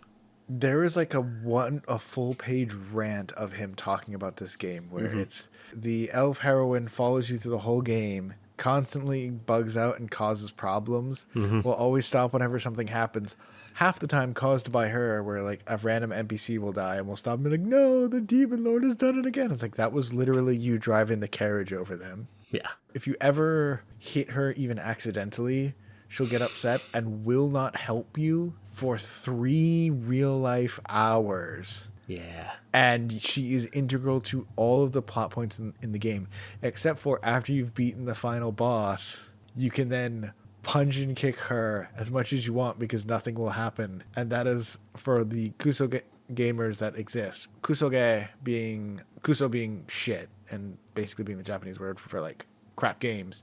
That is the thing that they play this for, is to get to those final 3 minutes so they can just punch this character. Mm-hmm. Yeah. That's the beginning. And by trash games, I don't just mean ones that have terrible writing and terrible story. These are also ones where there's stupid glitches that prevent you from progressing, or the game is just buggy beyond belief. It's the idea of these games were terribly done, and that's what he spends his time doing. He is hunting for bad games to say that I have checked that one off my list. I have beaten this terrible game, on to the next one. So that's what he does for fun. Yes. Now, don't worry if you don't like that idea.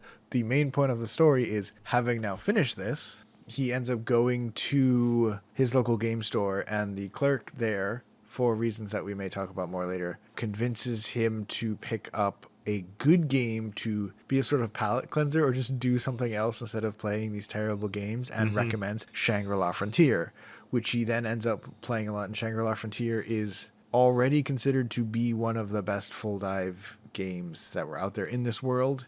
Yep. And is considered to be an incredibly good game. Mm-hmm. And so what he ends up doing is he ends up picking it up and goes into playing Shangri-La Frontier. And it's the game that we'll be spending the most of the time in.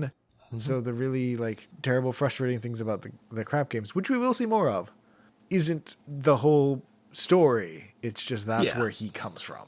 Right. Because of that, it kind of gives him insight into, because he's played these awful games and has struggled to get them to work anyways. Yeah. That gives him a leg up on being good at Shangri-La Frontier, which is already supposed to be a well-balanced, well-designed game. So because he's struggled so much in these bad ones, that makes him better when he struggles in the good ones. Mm-hmm. So, Shangri-La Frontier. Title drop. The big name. Bow, bow, bow, bow, bow. So think of Shangri-La Frontier as a fantasy game where you get to use skills and magic and go on adventures. It's pretty much the game in a nutshell. Yep. It has some sci-fi elements to its world and narrative, but it mostly plays like a fantasy type thing, although there are clearly things from the past that are incredibly powerful technologies that people don't really know what are there for or how to use, but people have access to sometimes. And the story of Shangri-La Frontier, like the background narrative of the game, is explained as you go, and even the characters have been playing it. I think it's been out for at least a year when he starts playing it. Yes. Still don't understand the whole story of the world itself. Mm-hmm. So he starts off, he has no idea. He's never played this game before. So he logs in. It's like, okay, great. I'm going to create not normal character, but not like a goof character either. Mm-hmm. He creates a character that is, because of the way how the game works, you put your points into where you want to specialize, and it's all agility and luck. Yep. To create a fast, lucky kind of design. And because you can sell equipment, he sells all of his starter equipment right off the bat. So that he can buy better weapons. Yes. Yep. And then because he thought it would be silly, he puts a bird hat on. Also so that he can't be seen. He's walking around in his underwear basically. Yeah. So he's like, I don't really want my face out there. So. He sells all of his clothes to buy better weapons and a bird hat. Yeah. And that's who you see on the title. That's the main character. In real life, he's just like a regular person. But in the game, you always see him, for the most part, with his bird hat on. And it is a hat. It is not his actual head, too. Which does come up in hilarious ways. There's a great scene later on when he has to eat something. And so he's opens the maw and sticks his whole arm down the bird hat throat so that he can reach his own mouth. I'm like, why are you doing that? It's like, well, because it's a hat. What? You're not a bird? Yeah. No, I'm a person. And as we said before, Shangri-La Frontier is supposed to be a very advanced game. And because of that, the NPCs in it are supposed to have very intelligent AIs and things like that. So as he's progressing, he's meeting shopkeepers who will explain how things worked in the world. But because he's the way he is, he says, okay, the game tells me I'm supposed to start here. Go to first, forget what the first city. Yes, the city names are very obvious. Firstia, Second Land, Third Emma. They're very obviously name of first town, name of second town, name of third town. Yeah. which is fine. But it's one of those, because of how he set up his character, he just, instead of getting put in the first town, he just gets plopped in the woods. He's like, I could go to the first town, or I could just skip it. Mm-hmm. And based on how he is, I'm going to skip it. And he just goes around fighting random monsters, because the idea is you go to the first town to kind of, it's a tutorial, it teaches you how to play. And then once you've done enough there, you go to the second one. So he's going around and he's fighting little monsters and things like that. And he discovers there's a creature called a Vorpal Bunny. And if you defeat enough of them, they have the chance of dropping a Vorpal sword. Sword or dagger? I believe they're daggers, but they're like short sword length. Yep. And because of that, he's like, okay, I will defeat all of them and get myself one of these swords. So he's like, okay, I've done this, and great. I now have Vorpal sword. I am going to go off to the next city. He's like, I've been fighting these bunnies for a while. I want to do something else. So off to the next city. Third Emma? No. No. Second. Second Emma. Second place. Second city. Audio edit for me pronouncing the name correctly here. Yes. Yeah, I'm not actually going to do that, but yes. However, the problem is to get from the first city to the second city, you have to go past like a test, a boss monster. Yep. And this boss monster is a giant snake. Typically, the idea is you have to defeat it in a group. But he's like, I'm by myself, so I'll just defeat it myself because I've faced stronger, crazier things than this. I can take it. So it's cool fight scenes because it shows off how you use skills, how different things work in the world, because it is a very physics, I can move however I want and kind of dodge and counter and fight like that. So it really gives you and showcases how the game works. And it's really cool. And then because he is a glass cannon for the most part, he gets hurt enough where he defeats the monster. Great. I am now poisoned. I can't go back. I have to go forward. But if I don't get there fast enough, I die and go all the way to the beginning. Yep. So you just see him running full tilt as fast as he can through the gates of the city, trying to figure out where he can kind of rest and save himself. The best part of that is there's this two random characters there, and they just see him coming in the distance.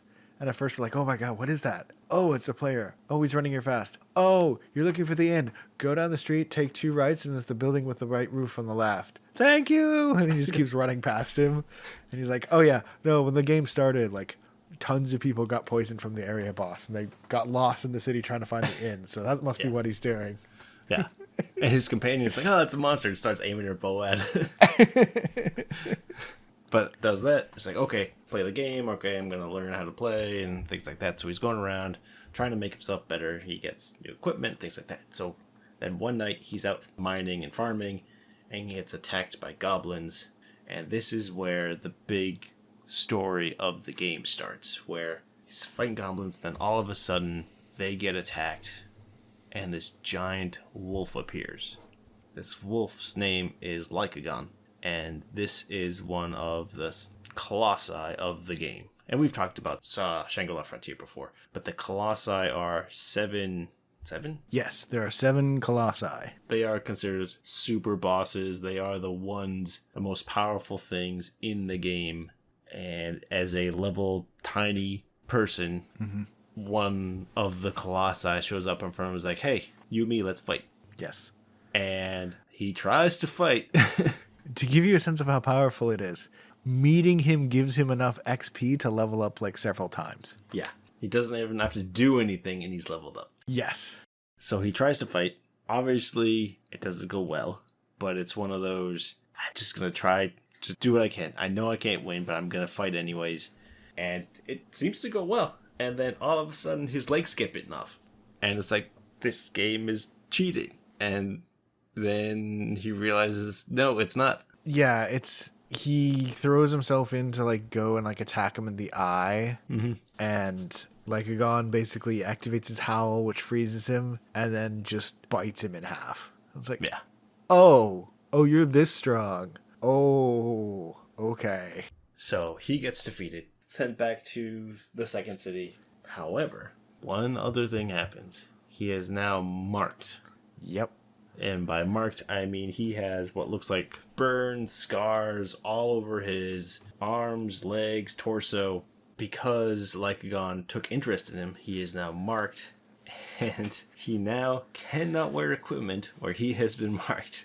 Thus, that's why you always see him with the bird mask and pants and nothing else. Yep, because that's all he can wear. Yeah, I think he can wear shoes. I don't know if he can. He don't think he does. He doesn't wear shoes, but... He doesn't, no. Yeah, I think that's... No, he doesn't wear shoes. Yep, that's right. So he can wear pants and a helmet, and that's it. He can wear shorts. He can't wear pants because it covers up his lower legs, so he can't wear anything that covers all of his legs. Yeah, the game just won't let him. The trick is, though, that because he's now marked and can't wear equipment, he gets bonuses to all kinds of other things where weak monsters run away from him or are afraid of him, and NPCs treat him differently. So there's bonuses to it, but now it's like, I can only wear shorts and this crazy bird mask. And that's it. Yep. And that's the end of the first arc. That's the Lycagon the Night Slayer. Mm-hmm. Night Slayer arc. Yep, that's the first 3 chapters. Yeah, it's really good. Do you think this is a good start to the story? I think this is a fantastic start to the story. Everything sort of flows through. We've taken our time to sort of like explain everything that happens, but in the story itself, each action follows from the next. Oh, okay, he plays these terrible games, but he's really good at them. Decides to buy this new game that's going to be really good. He gets into it, and you see him getting interested in it, and the fights are intense and exciting up until Lycagon. Mm-hmm. And then Lycagon, even though it's very, very short, you feel the pressure from it because it's so much more intense than everything else. Although it is very, very short, so it doesn't feel like much happens. Still, I think each part of it is interesting, and this is definitely a setup. This is not a huge boss battle, because Lycagon is not going to get defeated right now, as we just said. He loses to him. Yeah. But this sets up what Sunraku is going to end up doing going forward, even if he doesn't entirely know it now. And it starts to give him the mental state he needs of, this game is really good. And even though it feels like it's going to be really hard, I want to beat this. Yeah. And when he loses to Lycagon, the thing he does is he holds out a sword and just says, I don't care what it takes. At some point, I'm going to find you, and I'm going to beat you. Mm-hmm. And then Lycagon bites his head off. Yeah, so his whole focus going forward is, I want to figure out how to get strong enough to beat this wolf. Yeah. And that's his drive for a while. I think it's always his drive. It's still his drive as of Volume 20. Yeah. Although a lot of other stuff has happened. Right. Because the Colossi, for the most part, are also very elusive, so... It doesn't come up so often right at the beginning, but the Colossi are also very hard to pin down. Yeah. It's a very powerful, very hard to find monster. And he's like, that's what I'm going to do. My job is to defeat you, no matter what it takes. And that sets him off into the next arc. Yep. Which is the Rabatuza arc. Yeah. Invitation to Rabatuza. Wakes up, finds all these marks all over him. Bah, I am now covered in these scars. I am super upset. And why is there a bunny over there? What is that? It runs away, so he starts chasing it. Yep. And it gets down an alley and makes a door in the wall and walks through it. And he's like, what's that? So because this is a game, a digital sign comes up that says unique quest. Mm-hmm. So unique quests are, think of special one-off things you can do that are hard to find, because in this game, information is very much, you find it, you can tell people if you want, but you don't have to. And because it's such a huge game, there's so much that has been discovered. And he finds this unique quest, Invitation to Rabatuza. And he's like, why not? I'm going to go in, check this out. And it says that I think the level for it is recommended 80. Level 80. Yeah. He's like 21. Yeah. But I don't think he notices that when he walks He through does the door. not. He does not notice that, no. So, as the name suggests, Rabatuza is a city of rabbits. They're not like full person-sized rabbits. They are rabbits. Some of them are bigger than others. Some of them have a more human-like physical appearance. But for the most part, they're just rabbits. They go from like knee height to full human height, and it's not exactly clear what the differentiation is, but like different characters will just be different sizes, but they're all rabbits. Yes. They're not like half human, half rabbit, where, oh, this has a regular person face with rabbit ears. Nope, it's a rabbit face. Rabbit hands, rabbit everything. But they do wear clothes and things like that, and are very unique. And what he finds is a bunny named Emil. And Emil is a denizen of Rabbituza and notices his Vorpal soul. And that sets off a number of quests related to Vorpal. And if you don't know what Vorpal is, if you've ever read Alice in Wonderland, there's the Vorpal blade in Alice in Wonderland because of the rabbits. So that's where the idea comes from. But there's a big thing about Vorpal souls, and because he had the Vorpal blade that he got from killing the bunnies in the very beginning, and the Mark of Lycagon, he's allowed to theoretically do this quest. And the idea of Vorpal is thrown around like crazy in Rabbituza, and it's very ill-defined, per se. It's like not really explained, and that's like the running joke. It's like, what is Vorpal? And the definition is, it's Vorpal. That's what it is. It's Vorpal is Vorpal. It's like, obviously, duh. So he now starts following along on these quest lines of understanding it takes to be in Rabbituza and understanding what unique quests are. It's like, okay, you can get big bonuses for doing these. Mm-hmm. And all right, cool. I'm going to follow this. And it goes along through him talking with Emo, becoming friends, and him trying to understand what Vorpal souls are. And he meets another denizen of Rabbituza called Visage. I think that's how you pronounce it. He is the boss of Rabbituza and is pretty much like a Yakuza boss. And he treats him like a Yakuza boss. Yeah. And how he acts and how he says things. Because, as we were saying earlier, the NPCs have very advanced AI. So he thinks they're trying to play up this story. So he's like, how should I respond like this? Because he can say things like, oh, this is a game and things like that. And the NPCs previously have been like, I don't know what you're talking about. So he tries to play up the idea of this is a Yakuza boss and talks to him like that. And it's quite funny. Yep. And that was the correct way to go.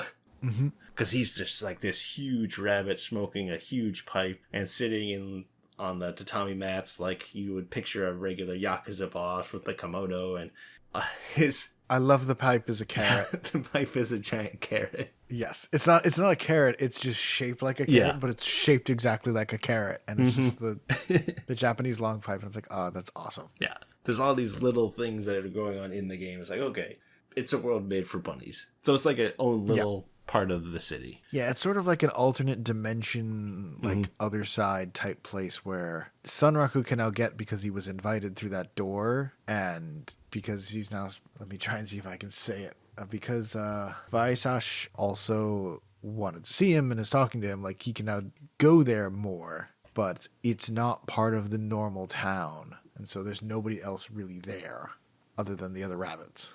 So he's done that. He goes, makes friends with Emo, and he's like, okay, this is cool, but I also want to go and do more of the world, the regular world, because he's still, for the most part, fairly new. So he's like, okay, I'm going to go to the third city, Third Ema. But as we were looking at going from the first city to the second city, you have to defeat a monster. Like, it's like a checkpoint to make sure you're good enough to go to the next one. So the next one is a giant mud shark. And in this, you learn a couple things. So he fights this shark. He learns that Emo can use magic. He learns that physics work really well on this game, which has not been the case for most of the games he's played. And that he is incredibly lucky and always will survive down to one hit point before he dies. Yeah. More cool fight scenes. I'm skipping a lot, but the fight is, I think it's the first multi-chapter fight. I think so. I think it's 2 chapters. Yeah. It is a massive fight of high-speed character fighting in muck that can't move and learning how Emel's magic can be helpful and a number of other things.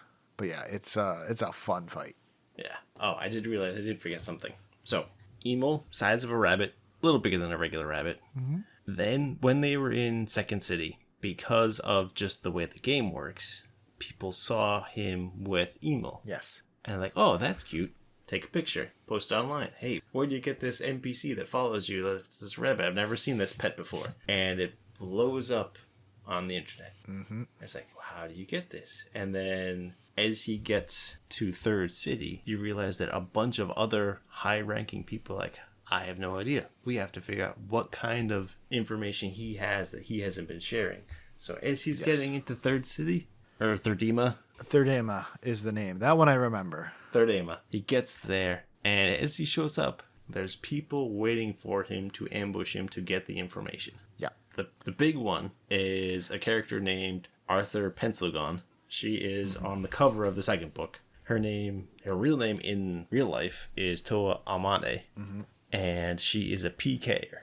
So she goes around killing players, taking their loot, and is level 99, and she's like, tell me what you know. I'm going to get in your way. And then there's a few other characters who show up. There is another character who is the attack master called Saiger Zero, who is in real life Rei Saiga, and it turns out that she is a classmate of Sunraku. Yes. And has a thing for him. Minor thing that we skipped over in the first chapter when I said, oh, there's a thing we're skipping over in the beginning. At the game store, Rei is there talking to the owner who she's friends with about Sunraku and games and things like that. And the owner also knows that Rei has a crush on Sunraku. And that is one reason why they recommend Shangri-La Frontier to Sunraku, because that is the game that Rei plays a ton of as Saiger Zero, the attack master. Mm-hmm. This is the first time in-game that they're meeting. Sort of. Rei knows Sunraku because he's always Sunraku. Yeah. Sunraku does not know who Saiger Zero is. No. I believe he does know who Rei is. Yes, he does know Rei. They are classmates. They recognize each other, but he's not aware that she likes him. No. It's very much that's like a long-running joke in the story. Yeah.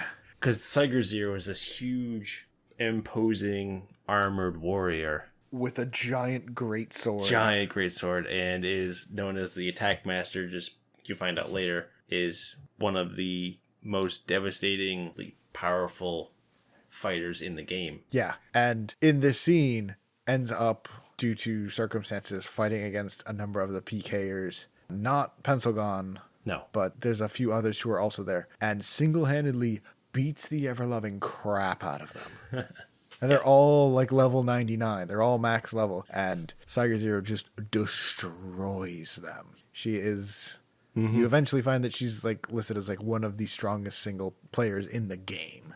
Yeah. And then there's Penselgon, the PKer, who actually knows Sunraku from another game that I won't go too much into, where she took over a kingdom and Sunraku came in to dethrone her. So then she switched to Shangri-La Frontier, plays roughly the same kind of character, where she's not a nice person, and tries to deal with him here. During that exchange, someone else comes in to butt in because Penselgon wants to know what he knows. This new character wants to know where he got the bunny from, because that's all they care about. Fights are really cool. There's all kinds of things going on. And in the end, Sunraku gets into Third-ima, sets a new waypoint, because once you sleep in a bed, it kind of resets where you spawn from if you die. And so it's like, okay, I'm done with this for now. Gonna go back to Rabbituza, continue what Visage wanted to teach me, and go from there. So, long story short, go back to Rabbituza. Visage says, hey, we have a test. If you do this, you'll finish this quest for now. So, okay, great. I'm going to train you up. We're going to do these things. And if you do them all, we will give you something. And he has to defeat 10 different trials. And if he does all 10, he finishes the quest. Great. I can do these. So it's just trial after trial of him doing these ridiculous fights. Yep. You just see him rack up death after death after death, trying to solve all of these different fights where he is incredibly underleveled for. Yes. Because it's a continuation of his going to this door of a level 80 quest, and he's level 20 something. Another part of it, there's one point where after the first couple of fights, they stop showing the fights and they just have a collection of little single word vignettes explaining it and the number of deaths. Oh, yeah. And the best one is, of course, Toxic Bird. Yes. Which I think has the most deaths of like 123. Yep. And the picture is just of the bird pooping on his head. And the description is just, ugh. Yeah, it's... And that's... I swear I'm never going to forgive you. Half of the next fight is him still talking about how annoyed he is about Toxic Bird. Yeah. But yeah, so he has a bunch of these fights and a bunch of these things, and they're brutal and complicated, but he does get through them. And then he gets to the final one, where Vache, the leader of the Vorpal Bunnies, Yeah. shows up. He's just captured this human who, in an attempt to live forever, fused himself with a tree, throws this creature into the arena, and says, all right, survive for 5 minutes and we'll call you good. And that opens up the final fight of this arc and this section that we're going to cover.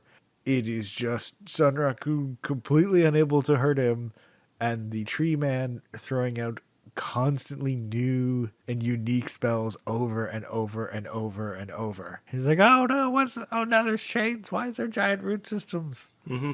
He ends up figuring out as he's going. It has the same sort of thing, which the first couple of fights have all had, of him being like, oh, I don't think I can beat this. No, what am I saying? I don't give up. I'm not going to give up. I'm going to throw everything I have at this, which is kind of his sort of feeling. That it's come up a few times in this. It keeps coming up. It's sort of the way he is as a player, of just like, I'm going to throw every single thing I have at this. Mm-hmm. And that's sort of what drives him to do what he does. And he realizes that while I can't hurt him, the wizard is casting magic. So take his staff away. So he kicks it away and grabs it. And that's when the tree man hybrid gets angry and starts going absolutely crazy, trying to murderize him. Yeah. Fortunately, he then survives for the 5 minutes. And he's like, okay, I did it. Save me. Help me. And then the Vachier is like, all right, fine. Hops down. 2 punches, destroys the thing. Yeah. And this is a level 120 monster. And by the end of the 9th trial, I think it says he's level 31. Yeah. So he's not supposed to beat this. He wasn't supposed to beat it if he was at the proper level. Right. And he still somehow managed to survive it. Yeah. But he does. And his reward is, you did good, kid. And then and then the giant rabbit walks away. Yeah. Do you have anything on that I jumped over that you want to say more on? Nope. I think that does it. Yeah. And it kind of, we won't spoil it for anyone who has read it. It kind of sets up the next arc, which is the Tomb Guard arc, which is another crazy thing. But yeah, it's one of those, there's a lot that happens and it progresses really well. And the art at some points is so funny just because he gets so many expressions, even just wearing the bird mask. Mm-hmm. It basically becomes his face, and it works very well. He can never look too serious because he has that bird mask, but when he needs to be silly, it works very well. Mm-hmm. And the other thing I'll say sort of on this plot, we've sort of skipped over the battles because, again, audio/lightly visual podcast, talking about battle scenes in a way that's compelling for you listening isn't very easy, but they're good. They're maybe not the best they're going to be, but they're very good. Mm-hmm. But this whole arc, and we skipped over a lot of the setup at the end of this arc, which is for the next one, which is with Weathermon, which is the first of the Colossus. His arc is basically the next main arc, or there might be a minor one in between. There's a lot of stuff with Pencilgon and a couple other characters that we sort of glossed over because they're not important in this moment. But this has all been good, fun, entertaining. And then the next thing after that is one of the biggest and most popular parts of this entire series. So far. Yes, so far. So far, yeah. So even if this is like, oh, okay, yeah, it's good, the thing that's going to come up right after this is going to be very good. But even still, these small fights, they're interesting. Sunraku is like trying to figure out how to win and how to deal with these complicated enemies that he's wildly underpowered for, and finding a reasonable solution to do it because he has no superpowers. Yeah, he's just good at games, and he can't wear armor for the most part. And you hear people talking behind his back. It's like, what's this weirdo doing? Yep. And then the NPCs act weird now because he has the marks all over them. And Emil is this funny little bunny who comes around and has questions about everything and wants to talk about Vorpal souls all the time. And it's really good. There's a lot of explaining how the game works in the first 2 arcs. Like, just how does this game do stats and things like that. And there's a lot of in-between chapters. There's a lot of explanations of this is kind of what this is talking about and things like that, and kind of gives you a little more background, which is good. And it kind of explains something if you missed it. Not just that, the in-between pages, they're not just like, oh, here's a little explainer. They're usually full page text and visuals explaining different things like the towns, the game mechanics, and all that. So yeah, if you really want to dive deep into the world, there's a lot in the books for you to grab as well. Yes. Yep. It's a good first arc. It's pretty. Yeah. It's fun, but I don't know. I have no but. It's good. It's really good. There's a lot of setup for the world just because it is the first one. Yes. So once this is done, and now it's like, okay, we know what the world is. We know this is a VR. We know who the main character is. It's now like, okay, great. We've done all the setup. We get to see cool fights at the very end. And it's like, okay, now I've finished my Bunny Rabbituza visit. Let's go get stronger and be better. And that starts the next one. And I think it's a really good setup for going forward because it explains a lot.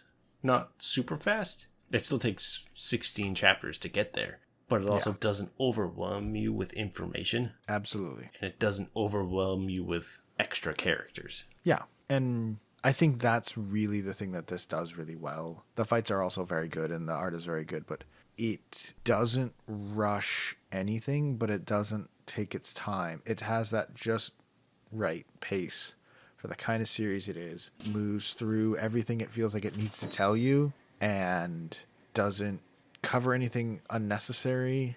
Instead, just setting everything up, explaining how it works, doing something cool, and then moving on to the next thing it's got to show you to get you ready for what's coming. It's a great series. Yes, it's really good. So this is the first 16 chapters, a little over 2 books. I highly recommend it. It's great. And it only gets better from here. It was our number 3 for both of us for best series we read in 2024. Yep. And that was when not a whole lot of it had come out yet. A good amount. No, like 17 books. 17 books. Yeah. A lot had come out. A lot had come out, yeah. But it's still really good. If it had just been these first 2 books in a chapter, it wouldn't have made it, but it would have been good. It's what's coming up that's going to make it so great. But there's nothing wrong with the beginning here. There's nothing about it that's bad or poorly designed or improper. It's still fun. It's just you're getting into the roller coaster. It goes up a little ways and it goes down, up and down a couple of hills. Like, oh, that's fun. And then it gets to the bottom of a massive hill, and that is Weathermon. And you're just about to get to that, and it's going to be so much fun. Yeah, because we start to introduce more characters. You start to learn more about the world. We start actually understanding how the game works at higher levels, and just more about what the goal is going forward. Yeah. Because unlike other video game stories, there's no you die in real life, you die in the world. People are dying in the game. There's none of that. Okay, there's high stakes. This is just like, we're just playing this game because it's awesome. We just want to win. Yeah. The end. And it's compelling as it is. And the narrative finds ways to make that still have stakes and be dramatic. Even when it's just, we're playing a game and we want to win. And does it well. Entirely through the characters and their motivations and their feelings about what's going on. So it's great. The art's amazing, the story's amazing, the characters are funny. The battles are very good. Yep, and they only get better. They only get better. I can't recommend this one enough. It's great. And if you ever have a chance to watch the anime or even just see the intros of the show, those are also really good. Yeah, if you want to see some of the fights, some of the animation, check out the intros, check out even just the music video versions of the openings. That's the thing they've started doing now, where they'll make a animated music video just taking clips from the show and putting it with the song. It's usually like a lyric video, so there'll be a lot of like text plastered into, but some of the scenes will show through. Okay. I believe you see part of the fight with the PKers. You see some of Weathermon and a little bit of Lycagon. It's very good. Yeah. And it is a story that is very good, even if you know what's happening. So if you're just like, I'm not sure, go watch one of the fights on YouTube. It's very well done between the two. So it's not like they took a lot of artistic license when they did the anime. It's like, it's almost one-to-one. The story follows it really well. It's just in anime form. Yeah. But it's great. Yeah, there's a reason we both adore the series. This is just so good. It hasn't quite gotten there yet. So we wanted to sort of like cover it so we can talk about the Weathermon fight, because the Weathermon fight's so good. Yes. So we'll slowly go through the series. Even the beginning is great. The beginning is a great place to start. Anything you want to add? No, just go read it. It's awesome. Well, with that endorsement, thank you everyone once again for listening to this episode of the Mudai Manga Book Club the Mudai Manga and Book Club podcast. If you'd like to follow us outside of the show, you can find us on Blue Sky at Mudai Manga Book Club, or on YouTube at Mudai Manga Book Club, or you can reach us at mudaimangabookclub@gmail.com. If you are on the YouTube, we would love it if you'd like, subscribe, do the standard YouTube pleasantries, like, subscribe. If you have comments, definitely let us know. We always love to hear from you guys. If you have anything that you want to talk to us about. If you're listening on the audio podcast, you want to see the YouTube, check it out. If you're on YouTube, you want to get away from the ads, or you prefer just an audio-only version, you can also check that out. And as I said, questions, comments, you can send to mudaimangabookclub@gmail.com. With that, though, we are at the end. Louie, do you have a final recommendation for tonight? Yes. So I picked this up a long time ago. It is called Making Comics by Scott McCloud. This came out in 2006, Yep. I believe. Yep. It's a great kind of how-to guide to making comics, how to do paneling, how to do motion and things like that, and understanding what works, what doesn't, what not to overdo, and it's completely done in the form of a comic. Yes. It's great. It tells you why people do things certain ways, why certain tropes work better than others, why it's a good idea to do certain like facial features and things like that, and just how to make a comic. I have not read this one, but I know of Scott McCloud from one of his other books, Understanding Comics, which is a comic book about how comics work, which is probably one of the best literary books I've ever had to read for like understanding storytelling and the like, but it's a comic book. He's done other actual comics as well. I don't really know him from that, but he's most well known for this series. The two biggest from it being Understanding Comics and Making Comics. They're both fantastic books. I've got to get reading Making Comics at some point. I haven't gotten to it yet. I highly agree. It is a very good book. Yeah, it goes through the whole comic making process. So definitely recommend it. It's called Making Comics by Scott McCloud. Yep. What about you? As for me, I'm going to do another game, but I'm going to do a quick one. It's just a demo, but Pathologic 3 Quarantine just released its demo. I don't know if you know of this game or the series. Quick primer, Pathologic was a game from early 2000s that's made by a bunch of Russian developers where you play as one of three characters in a Russian town in the steppes that's being assaulted by a strange disease that's killing everyone, but everything in the town is weird and very strange, and it's sort of like magical realism mixed with deep Russian folk tales and a lot of suffering. Yeah, because I know the first two, but I didn't know the third one had come out. The third one has not come out. The third one has released a pre-done demo. So Pathologic, you had three characters. There was a doctor, there was an herbalist, and there was either changeling or saint. It's complicated to talk about the story. That was in the 2000s-ish, about 5 or 6 years ago they started working on, and then a couple years ago they released Pathologic 2, which is basically a remake of the game in a modern engine and much better writing and presentation.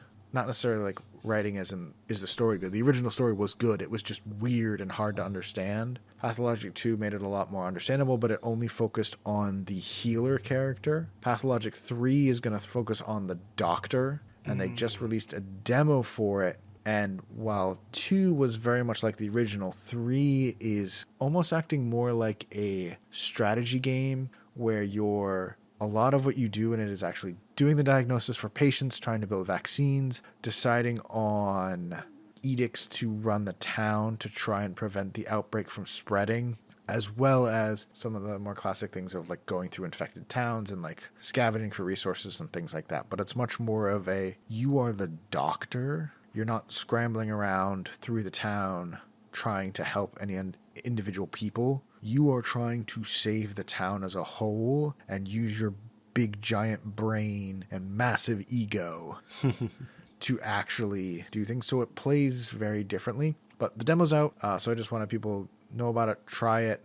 It's very different, but it shows off a lot of the new features they're thinking of bringing in and how they're going to change the gameplay for it. So if you played Pathologic 2, definitely check it out. If you haven't played Pathologic 2 or 1, it's worth checking out, but it is strange and weird. That's on purpose. Neat. But it's a lot of fun. Just finished it. Cool. And with that, that's going to be everything. Tune in next week where we're going to be covering Mushishi Volumes 1 and 2. Not necessarily all the chapters. Mushishi is basically every chapter is its own story focusing on a different thing with the main character being involved. So we're going to pick some stories out of it, but it's a great series. So we're going to talk about some of the stories from volumes 1 and 2 of the manga if you want to keep up with us. And with that, that's going to be everything. Have a good night, everybody. Bye. Peace.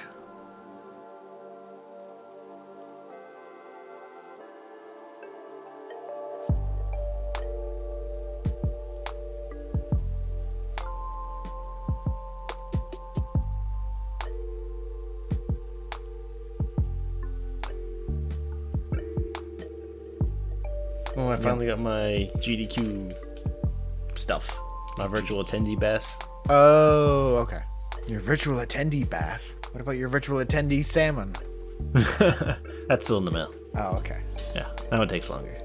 Yeah.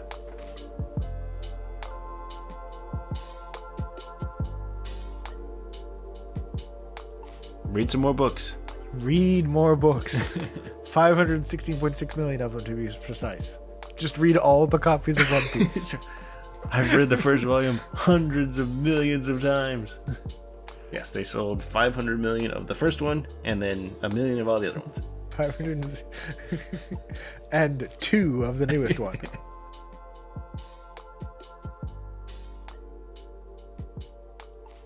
I'd like to thank everybody for listening to this. We renamed our podcast. Yes. You can find us at gmail.com. Oh, But on YouTube, it's... I couldn't get them to be the same anymore. okay.